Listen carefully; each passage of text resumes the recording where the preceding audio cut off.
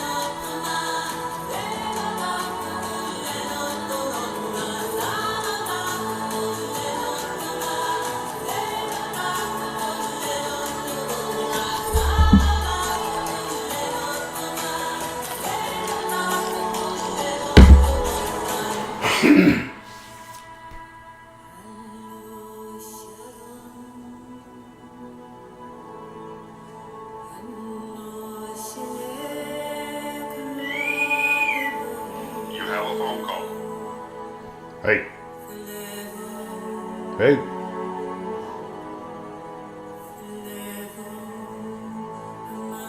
Ken? Does it feel good to be captain again? Yeah.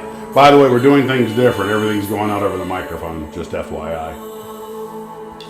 Yeah, I noticed. I can hear you. Yeah, it's, I'm doing this, you'll see, I'm doing this in the living room so we can have like the Bing Crosby fireside chat. So I got the iPad, the laptop, which doesn't have all the bells and whistles, so. Oh, yeah. Here it's coming through the TV now. Yeah, okay. I'll probably get pinged by YouTube because I've just fired up one of these things and this is all copyrighted stuff, so I'm sure they'll, you cannot monetize this and we're giving you a this and a that and another. What music is that? That's from Gladiator. Only one it's a coin toss between that and Last of the Mohicans, which is the best soundtrack ever. Sounds a little bit like Enya. It does have that feel to it. I don't think she did it, but it definitely has that vibe.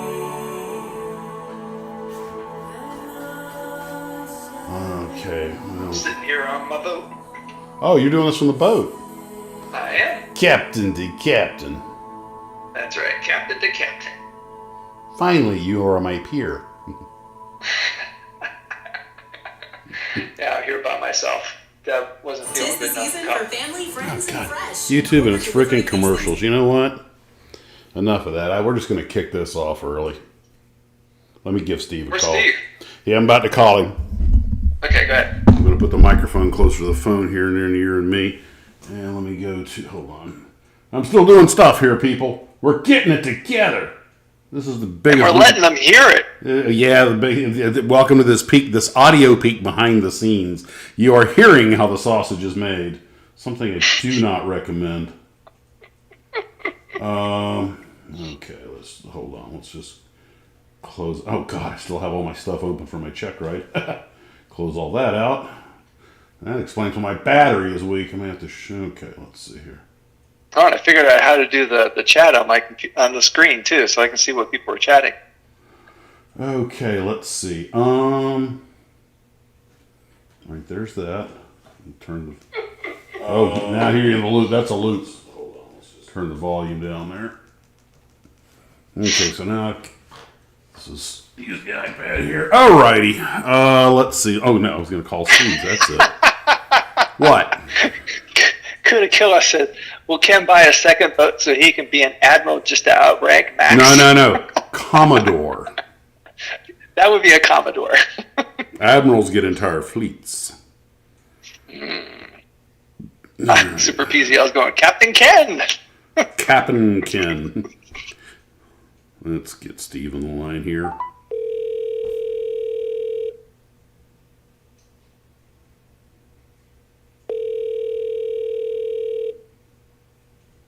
Hello? Hey, I'm going to merge you in here. No, one's enough. Yeah. We had we're starting a couple of minutes early because that's how we roll. What the heck is all that racket in the background? It's the dog. Oh, sounded like a dog. Your cat's here somewhere. Well, let me go ahead and just turn this picture off. Turn that off. Turn that off. Hey, Steve.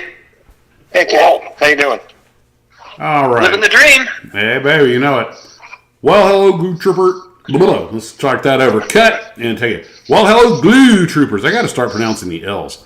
And welcome to another wonderful episode of Maxsmodels live stream. Isn't Commodore and Rear Admiral the same thing? Or used to be the same thing? No, it's Rear Admiral lower half. We'll get into that in a second. Can I finish my intro?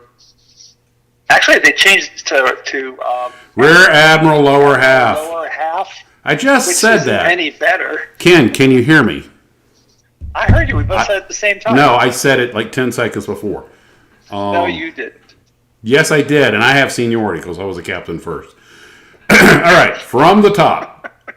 And a Well, one. technically, I suppose you were on the other end. We'll loop back around to this. Okay. Guys, welcome to another episode of Maxsmodels, or as I call it, Max and Ken Quibbling. And we have Steve on the line now also. I'm doing things here from the alternate site, my living room, so I don't have all the bells and whistles I have over in the office. But I thought it would be nice to have a somewhat warmer episode and a little fireside chat. Very, very Bing Crosby. Or Perry Como, or whichever way you go. So, anywho, since Ken brought it up just to get us started, yes, they used to have Commodores, which was... What is that racket? I hear something that sounds like somebody...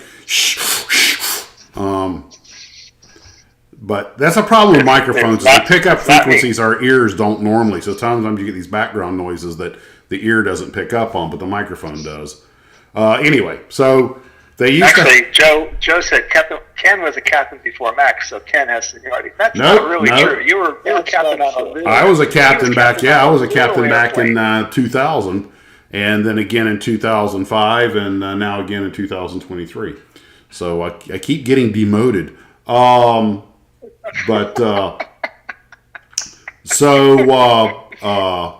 I had a canoe before that. So they used somebody sniffing something. a Commodore was the equivalent of an Army one-star general, and they were the first one. You know, the captain has the 4 stripes on the shoulder and on the sleeve. The Commodore had the one big gold piece of braid, and then the a Rear Admiral had that same braid with one thin braid above it, and then Vice Admiral and Fleet Admiral, Admiral of the Navy, or Admiral and then Admiral of the Navy. But anyway, at some point, I don't know when, the Navy decided to get rid of the Commodore rank. When I was in the Army, they still called them Commodores because they had the rank charts up there. And then it went to, it became Rear Admiral lower half, which whatever. I guess somebody justified Doesn't their sound job at the any better Pentagon. to me. Well, I think Commodore sounds far more, imposing than Rear Admiral, lower half. Well, what I read was that people were calling them commodes instead of Commodores. Well, there you go. Right, so a bunch of enlisted Weisenheimers like to poke fun at you, and you got to change the whole rank structure. Jesus, people just got to learn to be too. Anywho, got a couple things to talk about. Now, first off, just to get a few housekeeping chores out of the way. Yes, I did pass my... Commodore now is your stretch goal. What? There you go. I work with children. And then there's these guys. And you love it. I do. I really, really do. So, guys, you build the models, but you tune in. What? You thought Mr. Rogers had it tough. They come here for the models, but they stay for the snark. Tom Fox says, sounds like a gruesome war injury, lower half.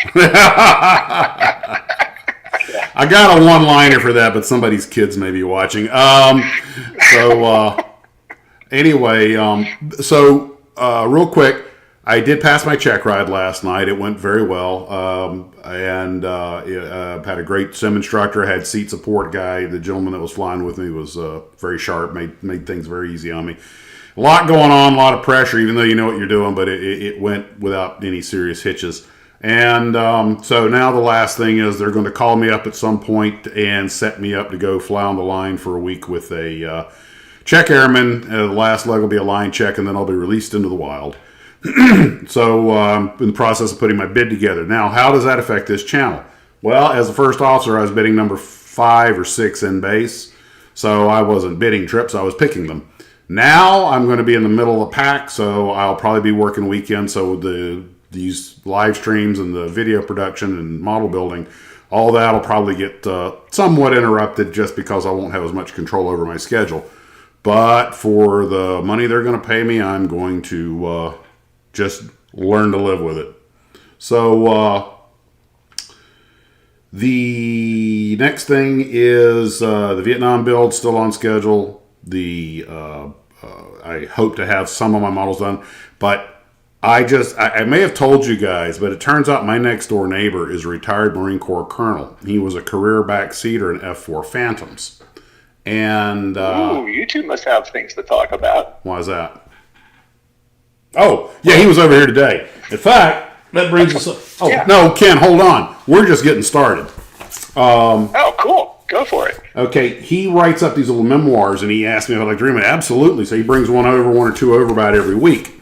And the last one he gave me, I'm reading. He gave me a couple. I'm reading. Yeah, okay. It's some cool stuff that happened on mission. He's got 2 ejections under his belt. Oh, and so we were. Oh, yeah. And there are stories behind those. Like, you really need to write a book. Then I'm reading his thing, and he goes, we did this, we did, and then they sent a MiG-19 out, and I was like, oh, yeah, we did that. He goes, then we deployed a missile, and it didn't track. Then we deployed a missile, and it hit him, and we saw him split in half. I'm like, wait a minute.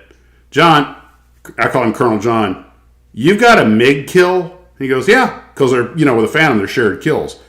And I was like, dude, I think you buried the lead. You know how few pilots have a MiG kill or cruise? And he never mentioned it. I read it in his thing, and he's kind of like, well, we don't like to brag. And I was like, what kind of Marine are you? But I'm reading some of the other crap him and his pilots did, and I'm kind of like, it was a different time, including unauthorized missions over China. And when I mean unauthorized, I don't mean secret. I mean him and the pilot just decided to do it. And he even states in here that according to the Chinese intelligence and U.S. intelligence, it never happened. So I guess I can tell you, and they can't court-martial me because it officially never happened. And, yeah, he's just making stuff up. Yeah, I don't. The thing is that they in the one mission he said that okay, I just got to read this part for you. Okay. Apparently a naval aviator had some kind of problem and strayed over Chinese airspace. And, of course, the Chinese dispatched fighters, MiG-19s, and they shot him down, and he was killed. And everyone was really evil. Well, we weren't at war with China or war with Vietnam. Everybody was really mad. So this gung-ho colonel pilot that he was flying with said, we're going to give them some payback. I mean, they're right over there. If you ever look at a map, Hainan Island's not far from you. They shot down one of our F-104s that strayed over there, if I'm mistaken. That pilot spent quite a few years as a guest of the Chinese communists. And apparently this captain, this colonel he was flying with, just hated communists. So, but they couldn't drop bombs or anything because that's an act of war. So they decided to do an unauthorized leaflet mission by jamming the speed brakes full of leaflets. So they just pop the speed brakes, they all come flying out. And they figured by the time they got there, the centerline tank would be empty. They could punch that off as a gift. And but since this wasn't an authorized mission, they had to print up their own leaflets. And apparently his pilot had learned somewhere that the Chinese really hate being called turtles. That was his interpretation. So he was left to right. Called what? Turtles. Apparently they have very little respect for animals that come out of the swamp. Apparently what he was told was calling one a turtle was a big insult. So a turtle. Turtle, okay. little turtle, like a snapping turtle. So here's how his. You didn't say it very clearly. Well, it's a turtle, like turtle soup. There we go. A amphibious tortoise. So this is what he printed up on the leaflets that they made themselves. Clearly, these guys were not psyops. This is a couple of Marines wrote this. Okay. So he goes, it fell to me to come up with the text. So here was the leaflet's text. So now it is proven that the People's Air Force is nothing more than filthy turtles. Why do your pilots who were so brave when they shoot down an unarmed aircraft now cower behind the skirts of their women at the presence of one lone Yankee fighter plane? I will be where the chaff shows on your radar screens if you dare to send your planes after me. Send only your best pilots because even one bad Yankee pilot is better than the best in the People's Air Force. And they flew over, popped a bunch of chaff, dropped an empty center tank, and then popped the speed brakes and all those leaflets fell out. He goes, I'll guarantee you that center tank and all those leaflets were on the commanding officer's desk before we landed. But, and they just flew a couple of figure eights over the place, like, just giving them the thumb, and then of course they lit the burners and headed for home. And they had to avoid our own fleet because he goes, on an unauthorized mission coming back from Hainan Island, if they see us on radar, they're going to shoot us. Our own Navy will shoot us down. And and when they landed, they were none the wiser. And he never told that story to anybody outside of the dead aviator's family. But he goes, the family of the Navy pilot, Lieutenant Junior Grade Dunn, the Chinese shot down in February '68, heard about our flight and contacted me in 2018. In 1991, Dunn's cousin, Commander Dan Gallagher, U.S. Navy retired, and Dunn's son visited the area where his plane was shot down. They also talked to the MiG pilots who shot him down. According to Commander Gallagher's investigation, the U.S. intelligence sources and the Chinese say that we never flew there on that day. As I emailed Commander Gallagher, USN retired, and Lieutenant Colonel Lawrenson, USMC retired, if such reputable sources as U.S. intelligence agencies and the Chinese say we didn't do it, then we must not have done it. Now I can tell you the story without fear of court-martial. And that's why they call it military intelligence. Yeah, nothing like being part of a good old-fashioned... all of a sudden the movie Flight of the Intruder doesn't seem so far-fetched, Nope, not so much. And, Well, I have that... Turn your volume down. Turn the volume down? Okay. Yeah, that's what William Wagner says. Okay. Apparently you're talking really loud. I'm talking loud or you're talking loud? He says, Max, turn down your volume. Okay.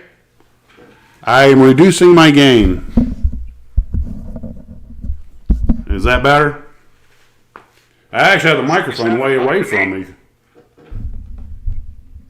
Okay. And again, I'm not listening to you on the internet. Well, let me turn you back up and other things you'll rarely hear me say. Okay? Give me your voice count, Ken. Voice count, 1, 5, 7, 3, 2, 1. Steve? 2, 4, 8, 9, 10. You're coming in a bit muffled, and you guys can hear me okay, I guess. So I got the iPad over here, which is don't have room on this tiny little coffee table for.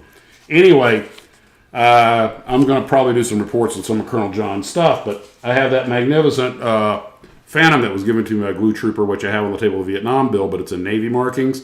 But I'm going to maybe see if Colonel John's got some pictures of one of his planes, if I can't do it in the colors of his airplane. Yeah, he ejected because they got shot up on a mission. It was the mission that they killed the MiG. And him and the other aircraft that were in their group were both hit and were leaking fuel.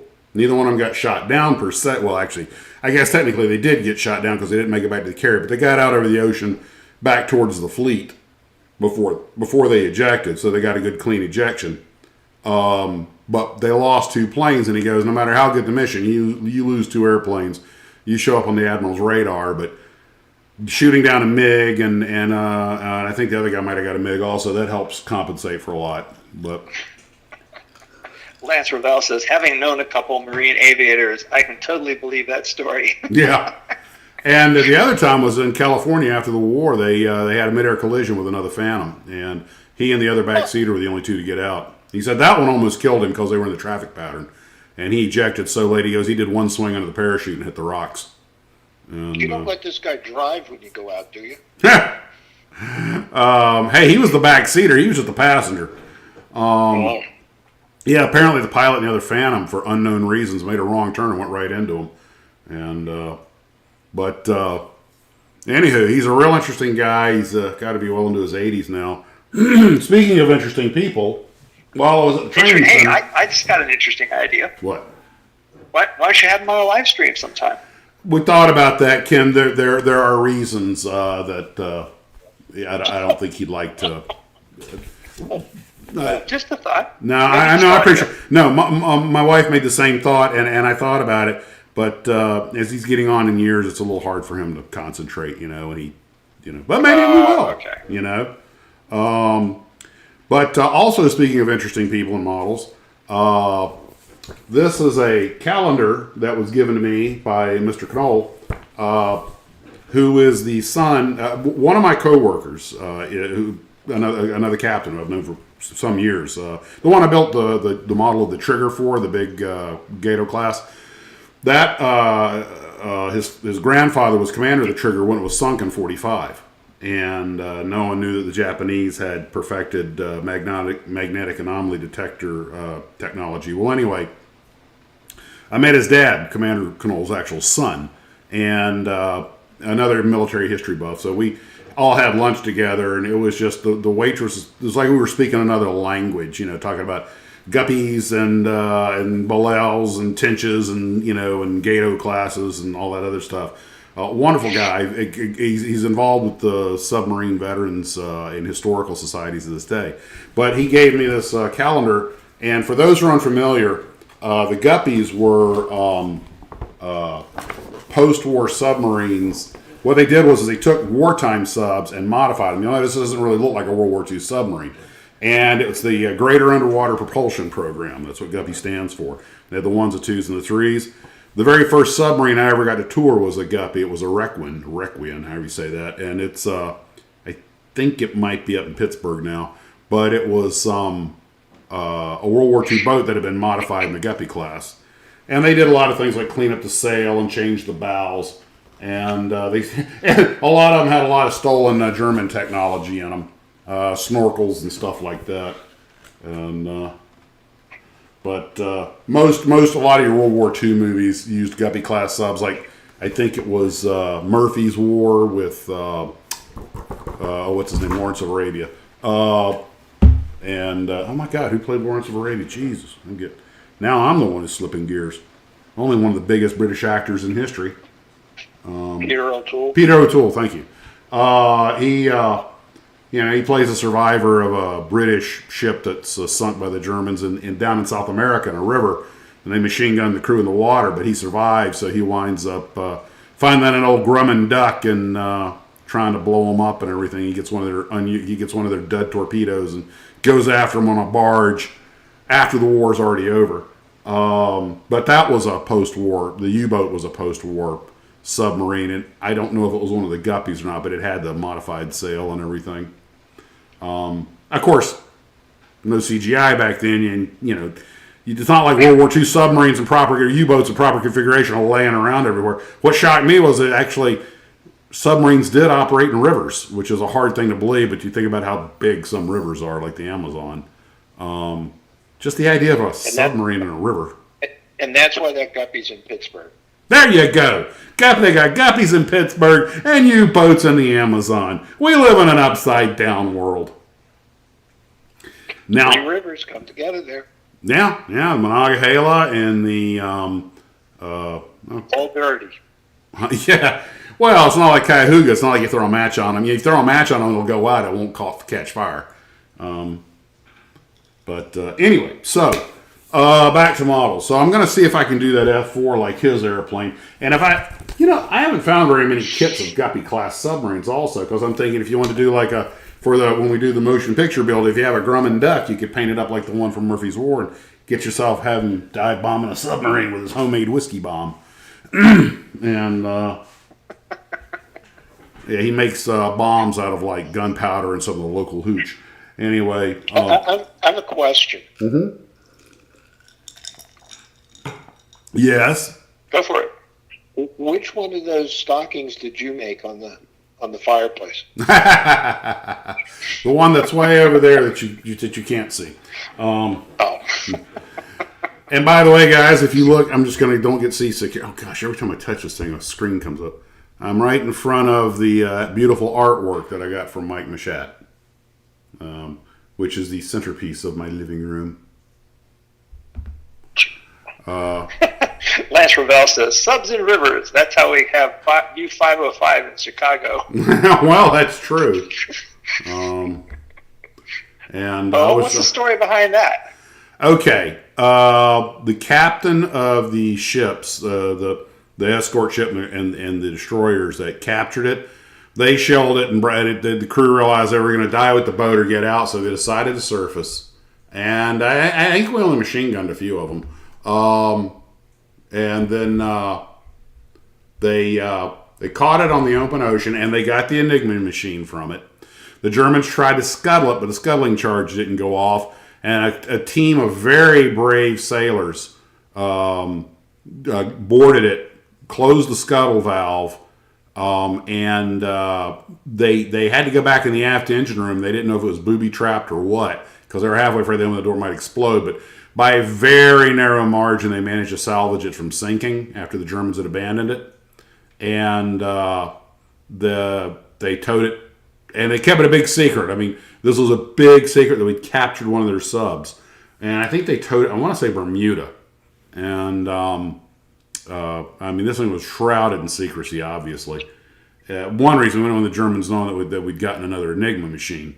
But this is sort of loosely what that movie with Matt McConaughey, was it U-571?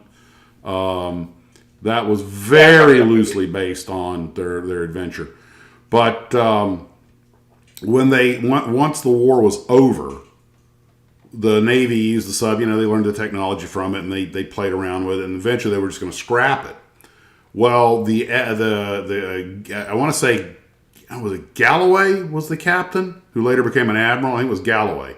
After the war, he's now an admiral. And he's kind of like, "What do you mean scrap it? This is the first combat man of war taken on the high seas in 200 years." And so Gallery, I think his name was Gallery, I think. But anyway, he managed to get the funds together to salvage it. And they hauled it through the St. Lawrence Seaway. And there's a thing on how they got it across the land. They basically put logs down and more or less basically rolled it across the land and got it up on its pilings. But the years out in the weather were starting to have an effect on it, so they built that what do you call it? The big room, not a Palladium, not a Paladin. Oh gosh, guys, I am really starting to worry about my inability to remember things sometimes. JH says U-505 capture was the first time since the War of 1812 that the U.S. Navy boarded an enemy vessel. Yeah. And the last one to do it, I think, was it Nathan Hale or not Nathan? Oh, good God. Here we go. My gosh. Nathan Hale was, I have but one life to give my country, was the famous John Paul Jones. Thank you, John Paul Jones. And but the ship was captured, and it's fortunately pavilion. That's the word I was looking for. They built a pavilion around it. They cleaned it up. The displays are better. The artifacts are better displayed. They have an Enigma machine. They actually have you use it. They have a thing where you on a computer where you can do code on an Enigma machine, see how it worked and everything. It is amazing. It's kind of a proto computer effectively, but it's an amazing piece of hardware. That's what somebody should make. The Museum of Science and Industry. Right? That's the one at the Chicago Museum of Science and Industry. Probably their single most visited thing, and I don't blame people. Although they also, that Stuka that they have hanging from the ceiling is one of only, I think, 3 left in the world.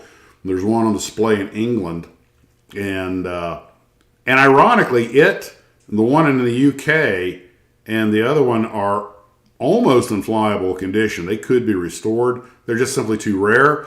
But the Paul Allen collection has a Stuka that they are in the process of rebuilding in flying condition. They're about a quarter of the way done with it. They got the wings and center fuselage off the jig, I think. But long time for that'll be flying.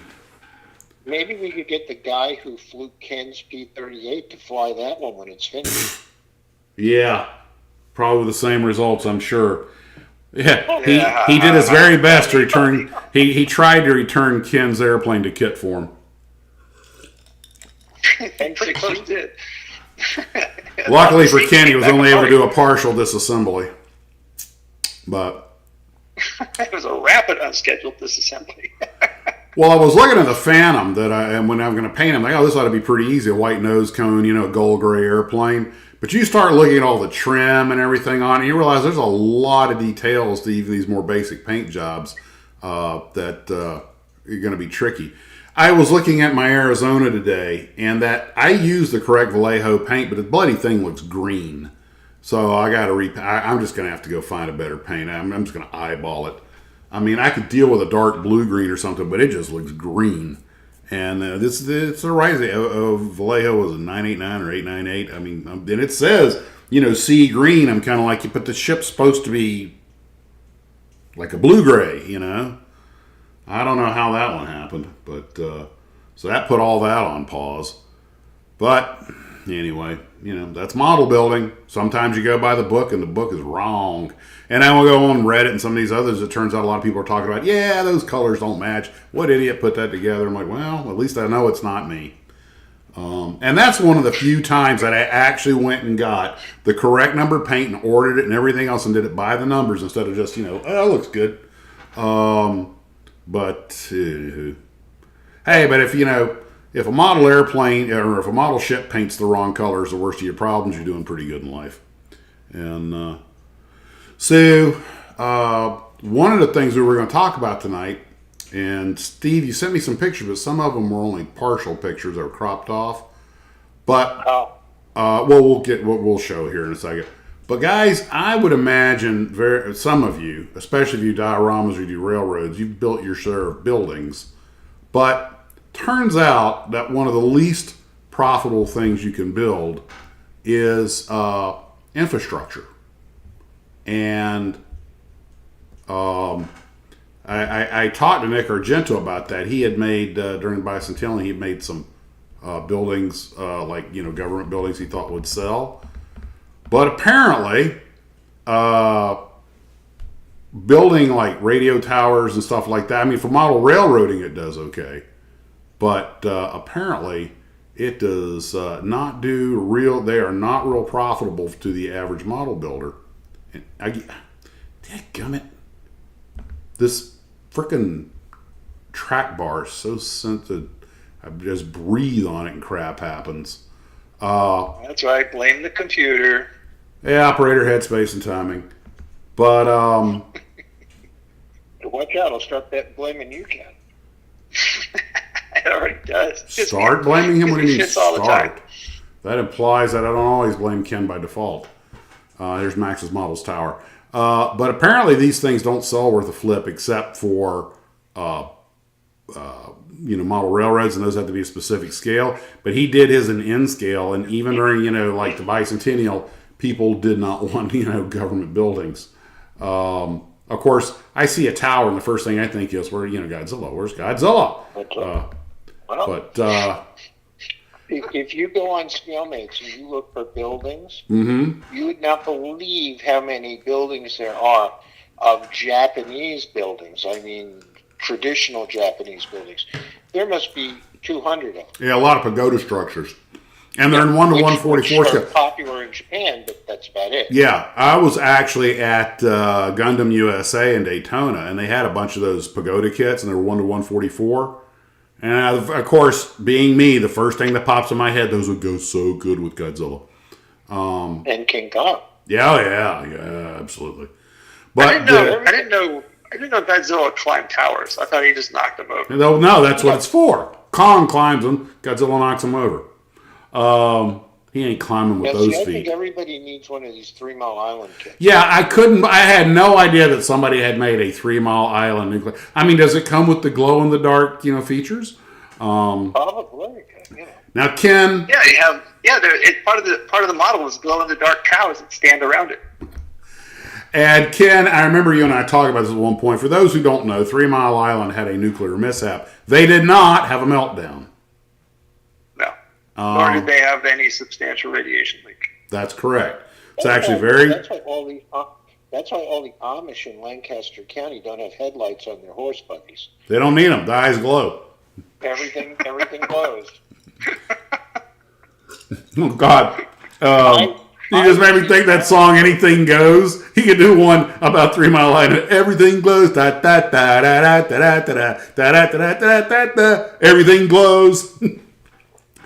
I was in Harrisburg when that happened. Lucky you. Yeah. William Wagner says, I'm 20 miles from that. Actually, Harrisburg, I was about to say Harrisburg is perfectly safe. What I mean is perfectly safe from radiation. Harrisburg is not perfectly safe. But that has nothing to do with 3 Mile Island. But I remember when that happened, man, that was the news story. Nothing else was on the news. And then they came out with that movie with Jane Fonda. China Syndrome. China Syndrome, yep. Yeah. And that was like right after. I'm sure it was because of that. Oh, yeah.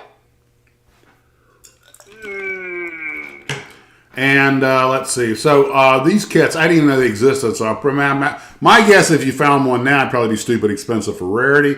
But I'm guessing when they made them, you couldn't give them away. Containment building, cooling tower, molded in color. I don't know. It doesn't look green to me. Who made the 3 Mile Island kit? Steve, I can't read the label on that. I couldn't read the label either because it didn't give you a full picture. Well, at first I thought it was Johan, but it's something Jan. Yeah. Well, Brian on Scalemates real quick and check. It wasn't a company I had ever remember hearing about. Well, my guess is, I don't think it was made for the average kit model builder. It might have been more like an architectural model or something. Having never actually been on the island, I can't attest to the accuracy of the kit. I've flown over it many times. I used to joke that, hey, look, the radium in my watch is glowing. Yeah, I've seen it. Here we go. Fram's telling us it's Hygen or Hegan models. Heijan. Oh, okay. And I've never heard of them either. Thanks, Fram. I flew past it once on a training flight at night. I used to fly out of Harrisburg, so I went past it all the time. And of course, it's the one that's all cemented over, and there's it's a cold tower now. But everything was contained. There was no spill, and I don't blame the government for handling it as seriously as they did. I'm glad they handled nuclear mishaps that way, but it needed to be. But apparently, it was still not a. There was no threat to life. No one was, because now people go, "Oh, it's like Chernobyl, dude." It was nothing like Chernobyl or Fukushima. Oh, come on! They sent Jimmy Carter in to make sure it was cleaned up. Oh yeah, because I am a nuclear engineer. Yep. I remember the Saturday Night Live skit about that. Yeah, and they sent Garrett Morris, the black guy, in to clean up. Yeah. With a mop. With a mop. Yeah, they panned that one pretty hard. But look, I don't know. I don't see myself buying that as a kid, but as an adult, I might. And let's see what other kids. I'd love to know how many they sold. Yeah, I doubt too many. Yeah. You know what they should have done was had a companion kit. You know, get your Tokyo Tower, your 3 Mile Island, your Godzilla, and your King Kong kit, 4 in 1. Those would have flown off the shelves. Probably. Now, Nick Argento was telling me that these Capitol buildings and these government buildings, he lost his shirt on those. They're old, I think, ITC or Marks kits. Yeah, I think Glencoe got them, and I think he was thinking with like the bicentennial celebration or something that they would sell, and they did not. They were kind of his Unisphere. And I haven't even seen a kit of the Unisphere ever. Well, not a kit. It was the souvenir thing that Topping made. Yeah, that little thing that was like a tchotchke that they sold. Well, the one that Topping sold was very nice, but they were like $25, and people were pay that for that. Yeah, and people were selling them outside the place at cheap knockoffs for about $5. And Topping didn't realize he only had the rights for the pavilion, and that people outside, because so he invested everything. You know what you always said, Steve, about how every toy company, model company is 1 year away from bankruptcy, depending on, because they have to know what is going to happen next year. Every time they cut a new mold or something, they stick their neck out. And sure enough, he stuck his neck out. He thought he had a surefire winner, and it was not. Well, I mean, the fair wasn't a surefire winner. No, the fair did very poorly, actually. They lost their shirt on that thing. And we all know who was behind that. Yes, we do. Everybody's favorite city developer. That was the master builder of New York. Robert Moses. Robert Moses. Oh boy. It's funny, Steve, and for those who don't know, Robert Moses was I guess you'd call him a city planner in New York. He's behind every major project they had. He's the guy that gave them the go-ahead. Never got elected to anything, didn't have to. He got appointed to stuff. But he was the one that was always paving over neighborhoods. What did you said, Steve? He displaced thousands. He displaced thousands to benefit millions. Yes. And let's be honest, let's call an apple. The guy was a pretty unapologetic racist. Because you ever notice anything about the neighborhoods that always got flattened? No, he was. Yeah, but I will say this in his, I guess, I won't say defense, but justification. The things that he did transformed the area. They did. They absolutely did. I mean, you would not be able to get around, and he basically was the guy behind Long Island being developed. Whether that's for good or bad is always up for debate, but he built the parkways that brought people out from the cities to build houses out there and live out there. He made it possible for you to drive in and out of the city and around it in all the boroughs.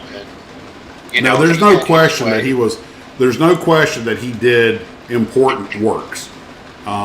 He just didn't let the lives of thousands of people stand in the way.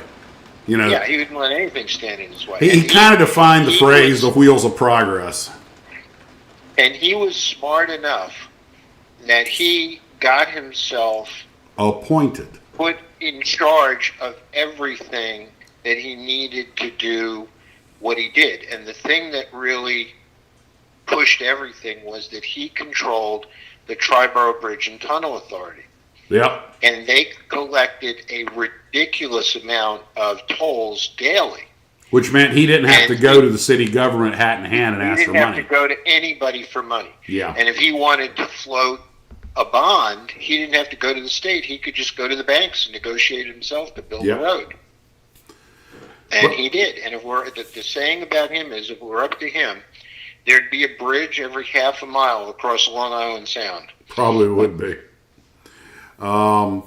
The other one, of course, this is a kit model of Yankee Stadium, and Nick had told me that the government buildings didn't sell, and I doubt Yankee Stadium did much better. You know, most model builders, unless you're an architect, they don't have that much interest in those kinds of models. Although I think it's interesting. I fly over Yankee Stadium all the time, and never had a desire to build a model of it. Of course, now that I see it, I'm kind of like, well, if it came available. And well, you know, here's an interesting subset to this, and Ken will talk about this. One of the things that was a popular toy in the 60s was the Kenner bridge and girder model set. Yeah, but that worked. You built that. But you had to put those things together and build bridges, and you could build buildings, and you know it was a really sort of advanced construction kit. I mean, it wasn't of any particular thing, but you could build just about anything that your mind could come up with. Right. It fired the imagination, as opposed to this, which is really just, it's a structure, nothing more. Right. If you're building a diorama, great, but outside of that. Well, the other cool. I see you got Mike.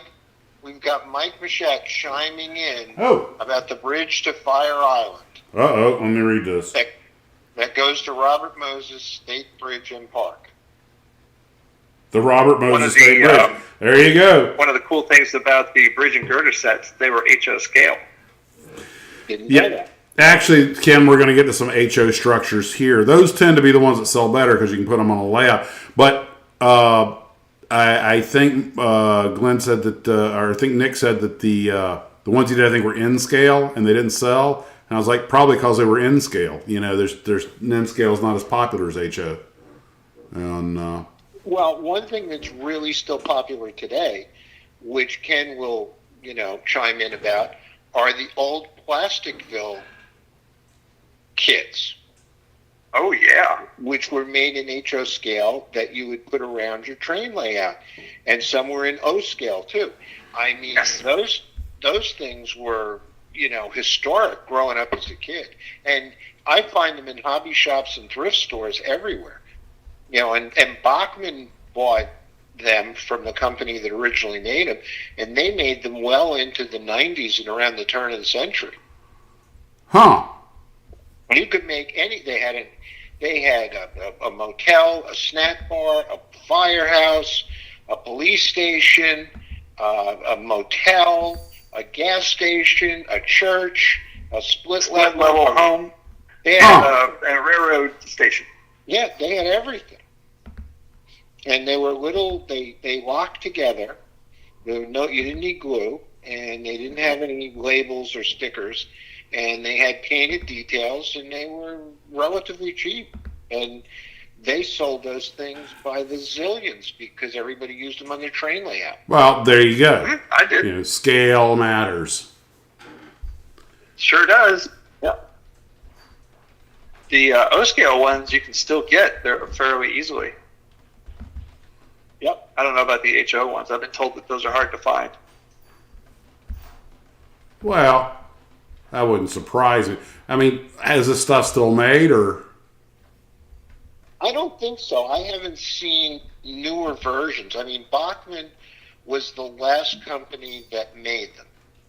No, I got to be honest. I haven't paid much attention to that sort of segment of the hobby, but I don't know. I haven't seen them in a while. Let me check on Amazon. Okay. While we ponder this. Do this in real time. Another really cool thing that the Kenner building sets had is they had what they call a hydrodynamic set, where you had tanks and pipes and fittings and valves and a pump. And I actually bought one last year for my grandson and I to play with. I just have a blast with the thing. Mm-hmm. I can believe. Well, kids, the beauty of having stuff. Kids give you an excuse to buy stuff like this. Oh yes. It's funny. They want it anyway sometimes. They also had this kit of the Coliseum, And part of me As a thinks, matter of fact, there are a variety of them for sale on Amazon. oh, okay. Oh, okay, cool. Well, they still be around. So What do you know? They're still being made in some capacity. Well, that's wonderful. Now, I got to be honest, I might buy the Coliseum. Kind of like Yankee Stadium with swords instead of bats. Yeah.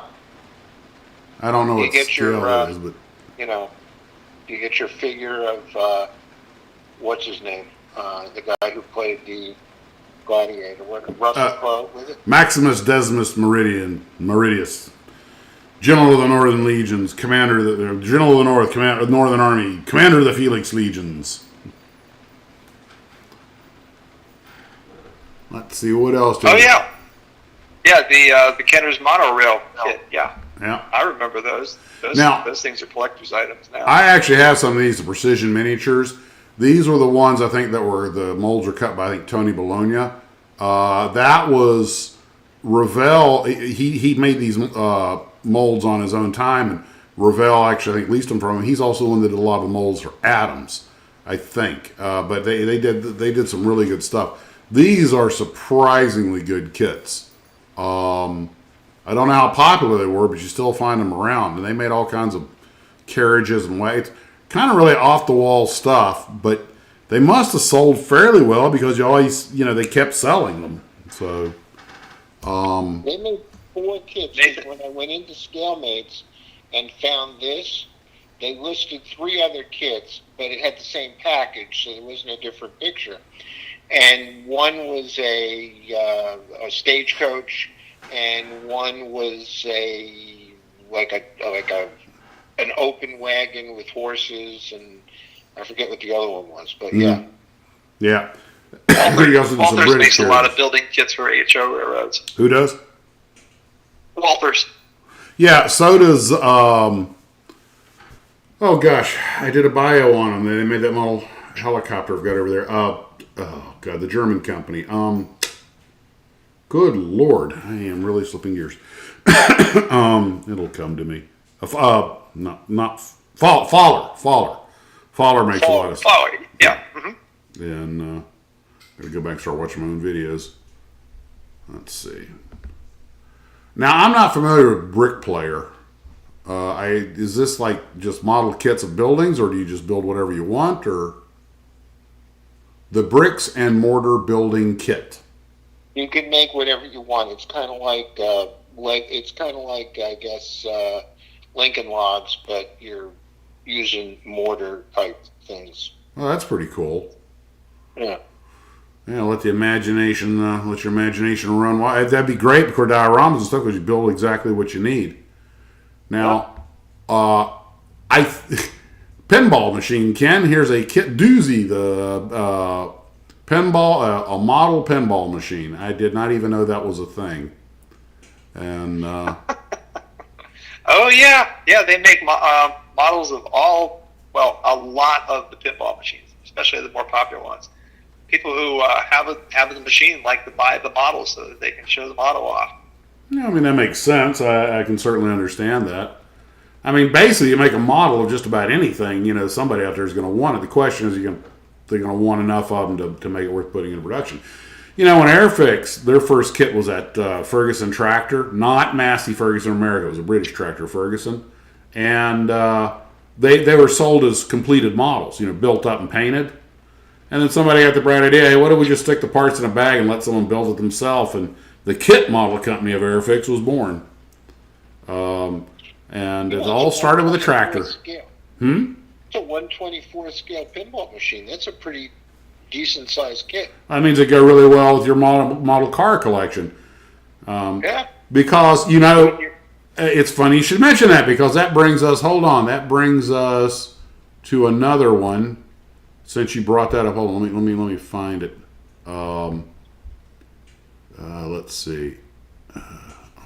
Trying to do this very touchy little.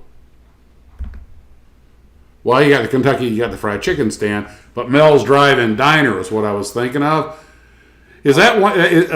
You guys won't see it for a little while. We're in a bit of a lag tonight, but that Mel's Drive-In, is that a 124 or 125 scale? Yeah, it is. So the pinball machine go perfectly with that. Yeah, That's got to be a huge model. Go perfect with it. But that's got to be a huge model then. All you need is a 125th scale Fonzie. Oh, yeah, well. Well, there are That 125th. came with one of the model kits. What was that? It was a Fonzie's rod, and that came with a Fonzie figure. So yeah, they have that. The thing that bothers me about the whole Fonzie thing is when they cut up the Monkeys mobile and tried to sell it as Fonzie's rod. Yeah. And I'm like, dude, that's just insulting. That would be like trying to sell the Batmobile as, I'm sorry, as, Richie's. No, just no. And then they took a Grand Prix and did the same thing. Oh, brother. I mean, they were trying to create a tie-in that didn't exist. There's a reason that the Monkeys mobile and the Starsky and Hutch Gran Torino and the Batman, there's a reason that these models were popular because they were already tied in with the shows. You can't just say, oh, this is what, Fonzie would have been caught dead driving that thing. But this Mel's Drive-In must be a huge kit then. Yeah. Still, it'd be a cool way to display your cars. Here I'm looking around the living room going, where could I put it? Yeah. It won't fit on anything. But you have to get the pinball machine. You have to get the pinball machine to go with it. Oh, absolutely. Of course. No Denver would be complete without one. And right next door to it, you got to put the fried chicken place. Which Just think of all the cool model kits you could put around it. Cars. oh yeah, Yeah, I no, guess you that's could do that. as I was saying, it'd be a cool way to display them. Put the KFC Yeah. next door, and you're in business, man. And great, now I want fried chicken. It takes so little to give me an appetite, but I assume this is 125th or 124 scale also. But I saw something. Kentucky Fried's HO. yeah, you're literally paying to advertise their product for them. I saw something. Who the heck is it? Something motion. Anyway, is a model ship. It's not really a kit. It's pre-made of remember the Blue Devil model? Oh yeah, the Destroyer. Yeah. Well, it looks exactly like that, but they call it something different. But it is 1/72nd scale. It's about 4 or 5 feet long, and it looks gorgeous. Well, then it ain't the Blue Devil. It comes with a 12-channel transmitter. When I was a kid, we had a I guess it was a Coast Guard cutter that had 3 figures on it. It was about 2 feet long and it had an electric motor. It was not remote control, but it had a posable rudder, so you get to go around in circles in the pool. And I was thinking the level of detail on that thing for a $20 toy was pretty amazing. There's a consignment store about 10 miles from my house, and they have the Blue Devil kit there for sale. No, you can find them on eBay. There's still plenty of them around. They still make it. I think there was one over at Hurricane Hobbies a while back. I could be wrong about that. You're talking about boats that like you said, had a posable rudder and stuff. Mm-hmm. The best kits were those old ITC kits. They did the Enterprise and they did the submarine, and they had little cams that you put in them. They also made an airplane called a Starlight or Starbright, which was an electric airplane, had a cam in it that would work the rudder, so it supposedly fly a pattern. It never worked quite right. That was Mattel. It was called Star something. I think it was Starlight. I had one. Yeah, you charged it up. It had styrofoam wings. You put the cam in the bottom, and it would just take off and fly around the thing and then come back. Yep. Surprisingly good, too. The Mel's Diner kit, though, that is very much obviously a tie-in with Happy Days and American Graffiti, which, correct me if I'm wrong, Happy Days, they were in Milwaukee, the TV show. Correct. Wasn't American Graffiti taking place in California? Modesto. So it's kind of one of those. I'm sure they had their reasons for changing the location and everything. But, but then again, Happy Days was inspired by American Graffiti. It was not a follow-on to it. No, the one in Milwaukee was Arnold's. Oh, that's right. It was Arnold's, yes. Oh, Mel's Diner was Alice, the sitcom Alice. Right. And that was an indoor diner. That wasn't a... But this place is based on that. I imagine this Mel's Diner Drive-In is based on that one in California that became kind of famous as a hangout. Yeah, there's a couple in Northern California, or there were. I don't know if they're still there, but yeah. Speaking of hungry, we're making Nathan Bond hungry, apparently. Yeah, now I'm getting hungry. And well, should have had something to eat before I came on air. But anyway, that's life. Won't hurt me to burn a few calories. But then we have now this kind of kit by Airfix is actually fairly common. Damaged, military, war-torn buildings and stuff.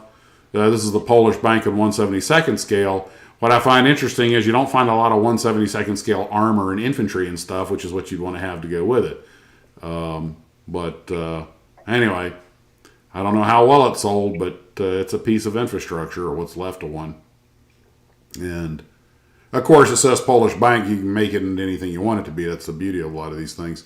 Clearly, it's just bombed out rubble. But I imagine kits like that actually sell fairly well because they would go on dioramas. And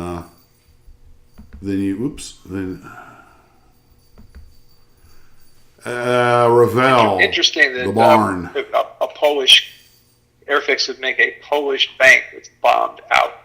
It's just a historically relevant, model. You figure, well, a lot of people build European stuff, so that would go well. You could put anything German, Polish, British, or American, and 1/72nd scale, up against it. You make a good part of a diorama.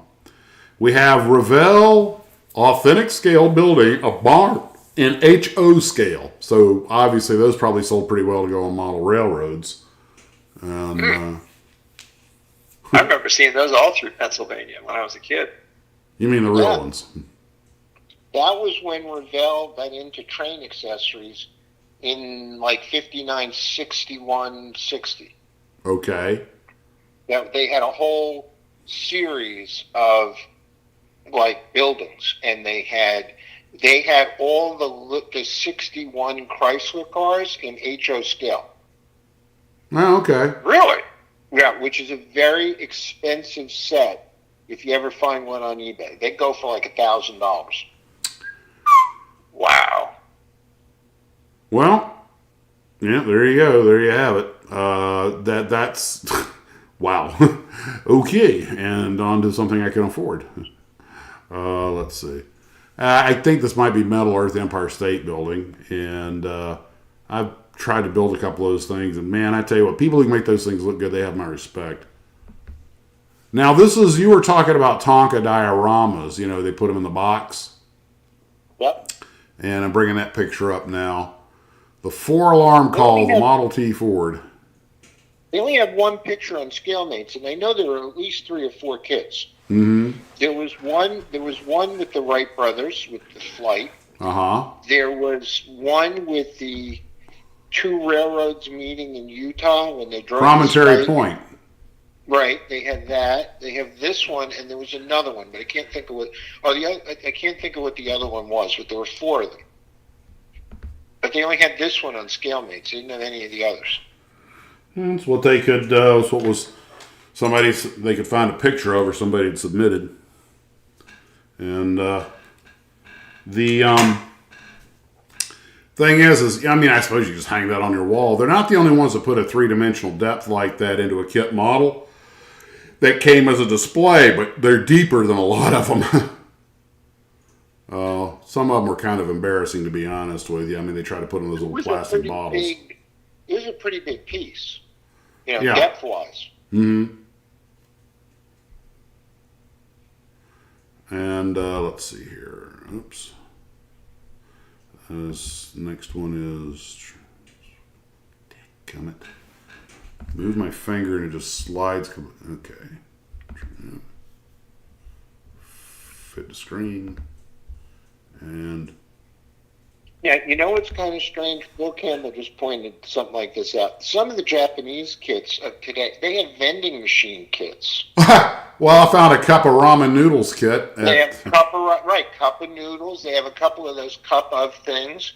They have the little vending cars or trucks. You know, they have a lot of really strange little kits over there. But, you know. Yeah. You probably know better than me, Steve, but I've heard that in Japan you can get just about anything in a vending machine. Yes, you can. Why not? It's amazing. It's amazing. It really is. Of course, you know, here's Godzilla's favorite snack. There we go. But we got them beat. You can get a car in a vending machine here. That's true. That's true. America, baby. And here we go, the holy grail of kits. There you go. Oh wow, that's cool. It's also, my understanding, an extremely detailed kit. That is cool. You got one, don't you, Steve? You're over the house. I know. I still think it's cool. Oh, okay. Steve, you have one of these, don't you? Yes, I do. Never to be taken out of the box and built. Until your kids sell it on eBay. He's going to sell everything on eBay when I'm dead, so it doesn't matter. Well, you should go ahead and build it then, just to spite him. No, there's a lot of other things I can do to spite Did him. I really just say that?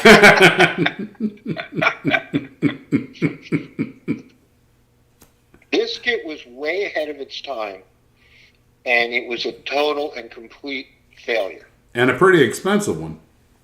It was very expensive. I think it was like $698, which for 1959 that was a lot of money. It's about $40 or $50, about $60, I guess.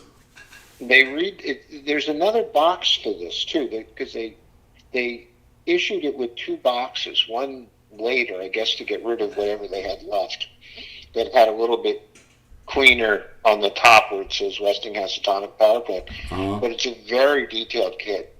I've seen it built, and I remember seeing it when I was a kid, as being built. But Phil Separano has one of these built in his collection. Phil Separano has one of Does it just come about with uranium? everything made before 1970 If you in his want it. collection. That man needs to open a museum. He does. He's got one. It's in his basement of his garage. You got to admire his commitment. I don't know anybody who built a garage with a basement under it to put the collection under the garage. And now it's on both floors. Folks, if you haven't checked out Phil Separano's videos, CEPRANO, I believe, CEPERANO, I believe, Phil Separano. It's a long video, it's a long walking tour. If Aurora made it, he was a personal friend of Andy Yancha, so he got a lot of stuff. He actually acquired the Aurora second Godzilla pattern from the executive who had it, and that's how he made that Godzilla model. And he sells them on eBay, but of course they're limited runs, so they're pretty pricey. But you're not going to get them anywhere else. And I think he's talked to the boys about it, but somehow it just hasn't happened. I'm like, dude, get the freaking Toho license. If it's got the big G, you'll make money. If this thing came out in 54, 55, when Godzilla hit the U.S. theaters, they should have just sold this with a model of Godzilla to go with it, and would have flown off the shelves. Because Godzilla's like baking. It makes everything better. What are you talking about, the power plant? Yeah. Yeah, well, the problem is the mold was destroyed. Dadgummit. Why did it destroy it? Who knows? But the mold, the Slant 6, there's a couple of other really Halo kits that would, that go for a lot of money that would be really good to reissue, but the molds are destroyed. You're killing me, Smalls. I know. Well, look at the C-Lab 3. Okay? Yeah, which you pre-ordered. which I pre-ordered on Monsters in Motion, which was supposed to be shipped last month, and now they pushed it back to like February. But that mold was destroyed, but somehow through the technology of 3D scanning, they've turned around and, I guess, created another mold. Yeah, that's how Phil did the Godzilla. He 3D scanned it because what he had was a pattern. He had it 3D scanned, and that's how they did it. It's still an expensive process, but it's a great way to recreate something. You know, you're a model builder. If I forget what it was something that oh Lord, what was it? It was basically half of it was a round thing that split in half, and I don't know what it had in it. It was like the packaging for something. And I'm sitting there looking at this bowl, this perfectly half sphere bowl at the top of this thing, and the first thing that goes, hey, I could use this as a model for the top of a reactor containment building. All I have to do is find a tube to put to it to make the body, put some cardboard buildings, and now I've got a snack for my Godzilla model. And I just, which was it, Godzilla 85, where he literally tears the top off the nuclear reactor and pulls out the reactor and starts chomping on it, or and I was, holds it in his hand. Yeah, and I'm kind of like, I was like, and they're just standing there on the other building watching, like they're watching another day at the park, and I'm kind of like, you have any idea? I just saw Chernobyl. You have any idea how much gamma ray coming out of that thing? Everyone in this precinct just got fried. They got a Chernobyl model. I mean, it's not the building, it's the fire trucks and stuff. And now you want to make something somebody about, I'll bet you a blown up reactor number 4 at Chernobyl would sell the same way vampires and ghouls sell. It's like, ooh, it's just, complete with little graphite bits.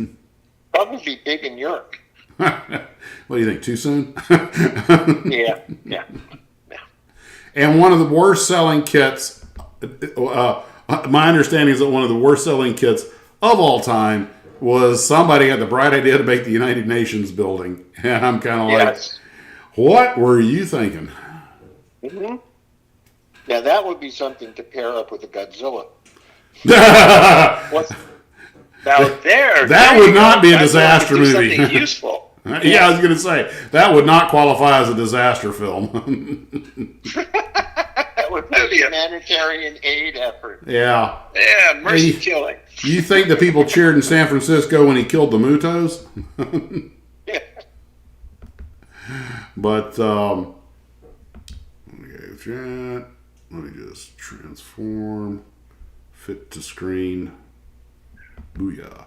There we go. Now you guys get to see me in living color, in large living color. Now, that is really all I had pre-planned for today because I just didn't have a lot of time to get stuff done. I was putting my bid in and getting, stuff squared away after finishing training and stuff. Let's see. Let's put, where's my logo? There we go. Let me do camera shake. Having an earthquake in Florida. So, You did a trip to California? did I get one? Or did I? Yeah. Not yet. I haven't got my schedule. I did look at the trips to California. And unfortunately, because I love to go out there and visit with Mike and Jim, but I tell you what, every time Mike and I go over to Jim's, I mean, he has such a massive collection of models. It's just, there's so much, and I'm like, as much as I think I know, I don't know anything. The companies I never heard of. What breaks your heart is to see these magnificently made models, and you just run out of places to put them. But on that very subject, right down the road here in Green Cove Springs, we have a military museum, and it's a private venture. It's not government. And they have a lot of models. A lot of stuff is in dioramas and stuff like that. And I asked them, I said, look, I build models. I'm running out of places to put them. If I bring them here, you guys want to put them in your display? And they're like, yeah, if they're made well enough, sure, we're happy. You can always, I was like, so you guys might have, if you're wondering where to put some of your models, you might have, I also saw about a half dozen model cars on display at a Longhorn in Daytona Beach because it's right across from Daytona National Speedway. And it got me thinking, if you're getting a collection of models, ones you've done a pretty decent, passable job on, there are sometimes businesses or museums or schools or something like that that might say, yeah, we'll put them here under glass, just decorations, educational, whatever. And that might be a place for you to get to see some of your work on public display. And that's so. I'm thinking at some point I might ask them, hey, I've got these models. If you've got a place to display them, I'll just gift them to you and make room for new builds. What are you giggling at? Just next to, I would convert the UN building into a waste paper basket. Looks like one, doesn't it? It does. It could. Now, is he talking about the model or is he talking about the real building? Either one will work. But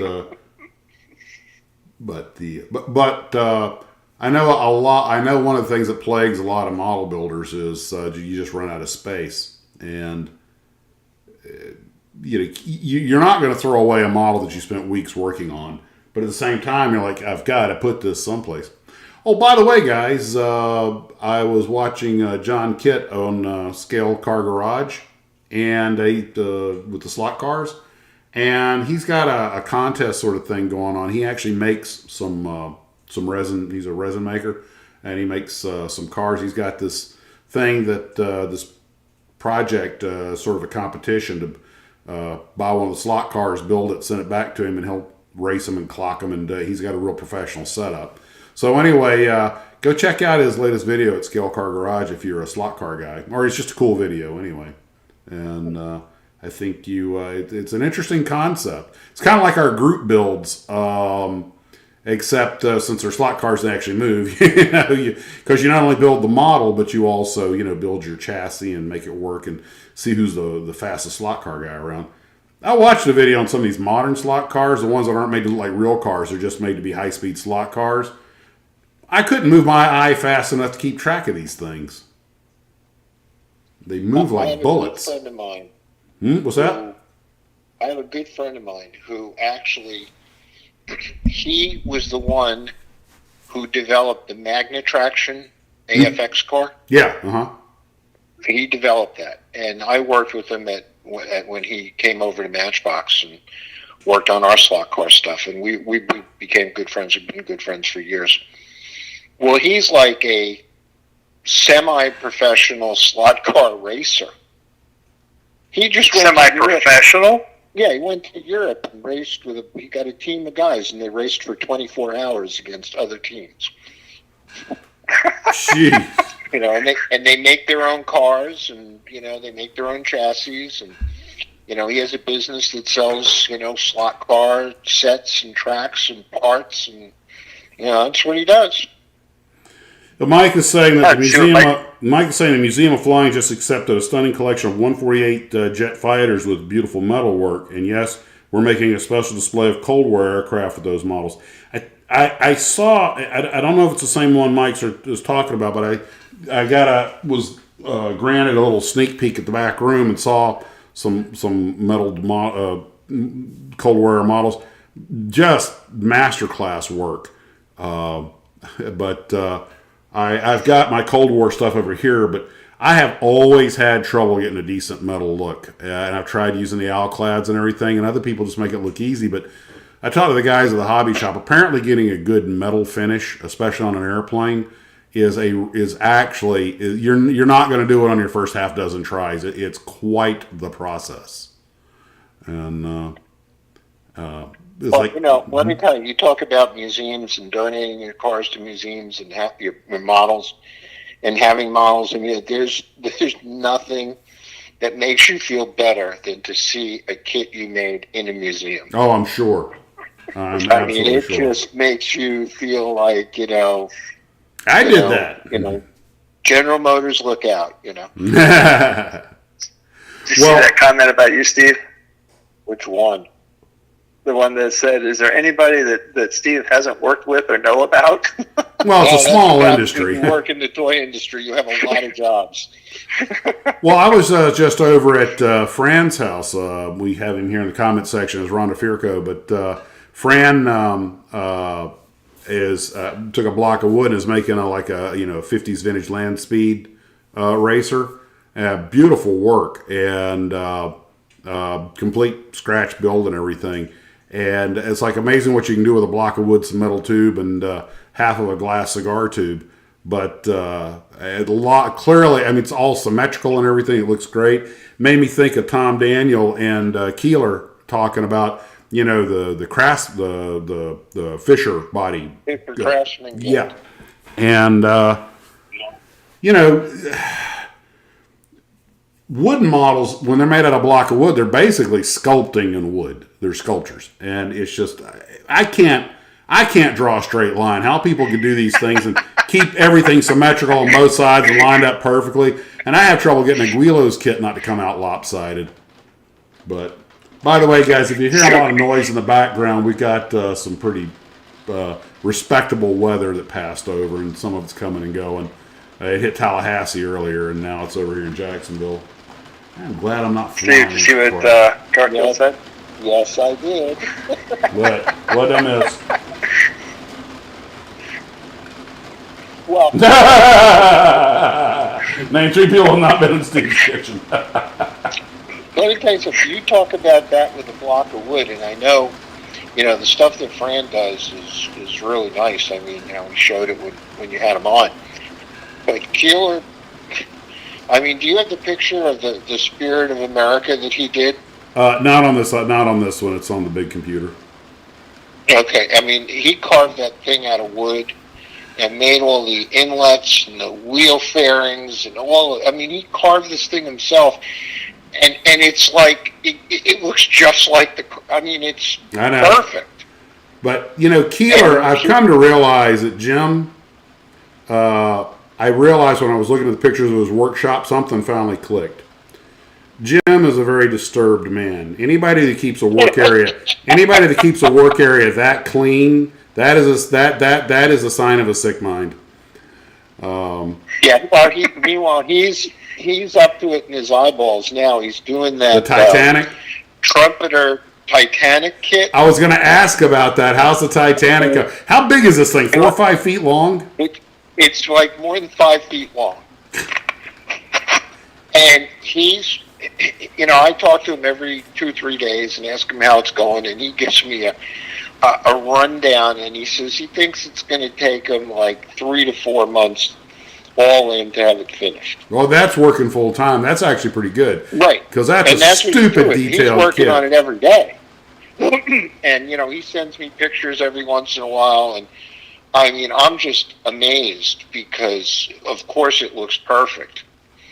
But, you know, he told me how many cans of paint he's gone through. You know, it's basically 2 colors. It's black and white. You know, I've gone through 42 cans of white. That's a lot of surface area. You know, and he has to keep going back to the hobby store. And the guy says, "What the hell are you painting?" And he goes, "That Titanic." And the guy goes, "Yeah, sure you are."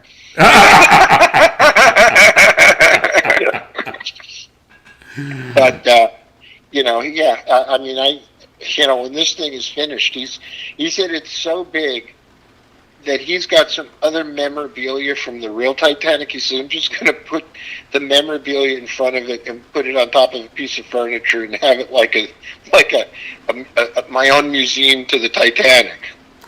You know, you think about it, the Titanic, for a ship that only sailed one time and didn't finish its voyage, it has become, I mean, it's probably the best known ship in history, despite having the shortest career. And it's just... And the next one's the Arizona. Yeah.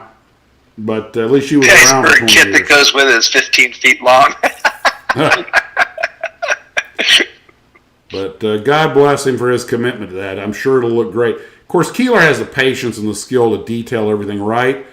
I got to be honest, since I had that trouble with the paint on the Arizona, I know I just got to go get the right color paint and repaint it. It's really not that big of a deal, but it's just such a downer, you know, that it makes it hard to get motivated again. And when I put the next coat of paint on it, which will probably be a navy blue gray, I won't have to prime it or anything because I'll just go over what's already on it, which is a dark color. But part of me's thinking, you know, it's getting to the point it's probably going to cover up some of the detail, which isn't the end of the universe. It's not like I'm a master modeler. But I had really planned to take my time and try to make that a super build. When something like this happens, just like, you know what? I'll just be glad to make that it'll look good on the shelf. I'm not going to waste time with any more photo etch except for the airplane catapult.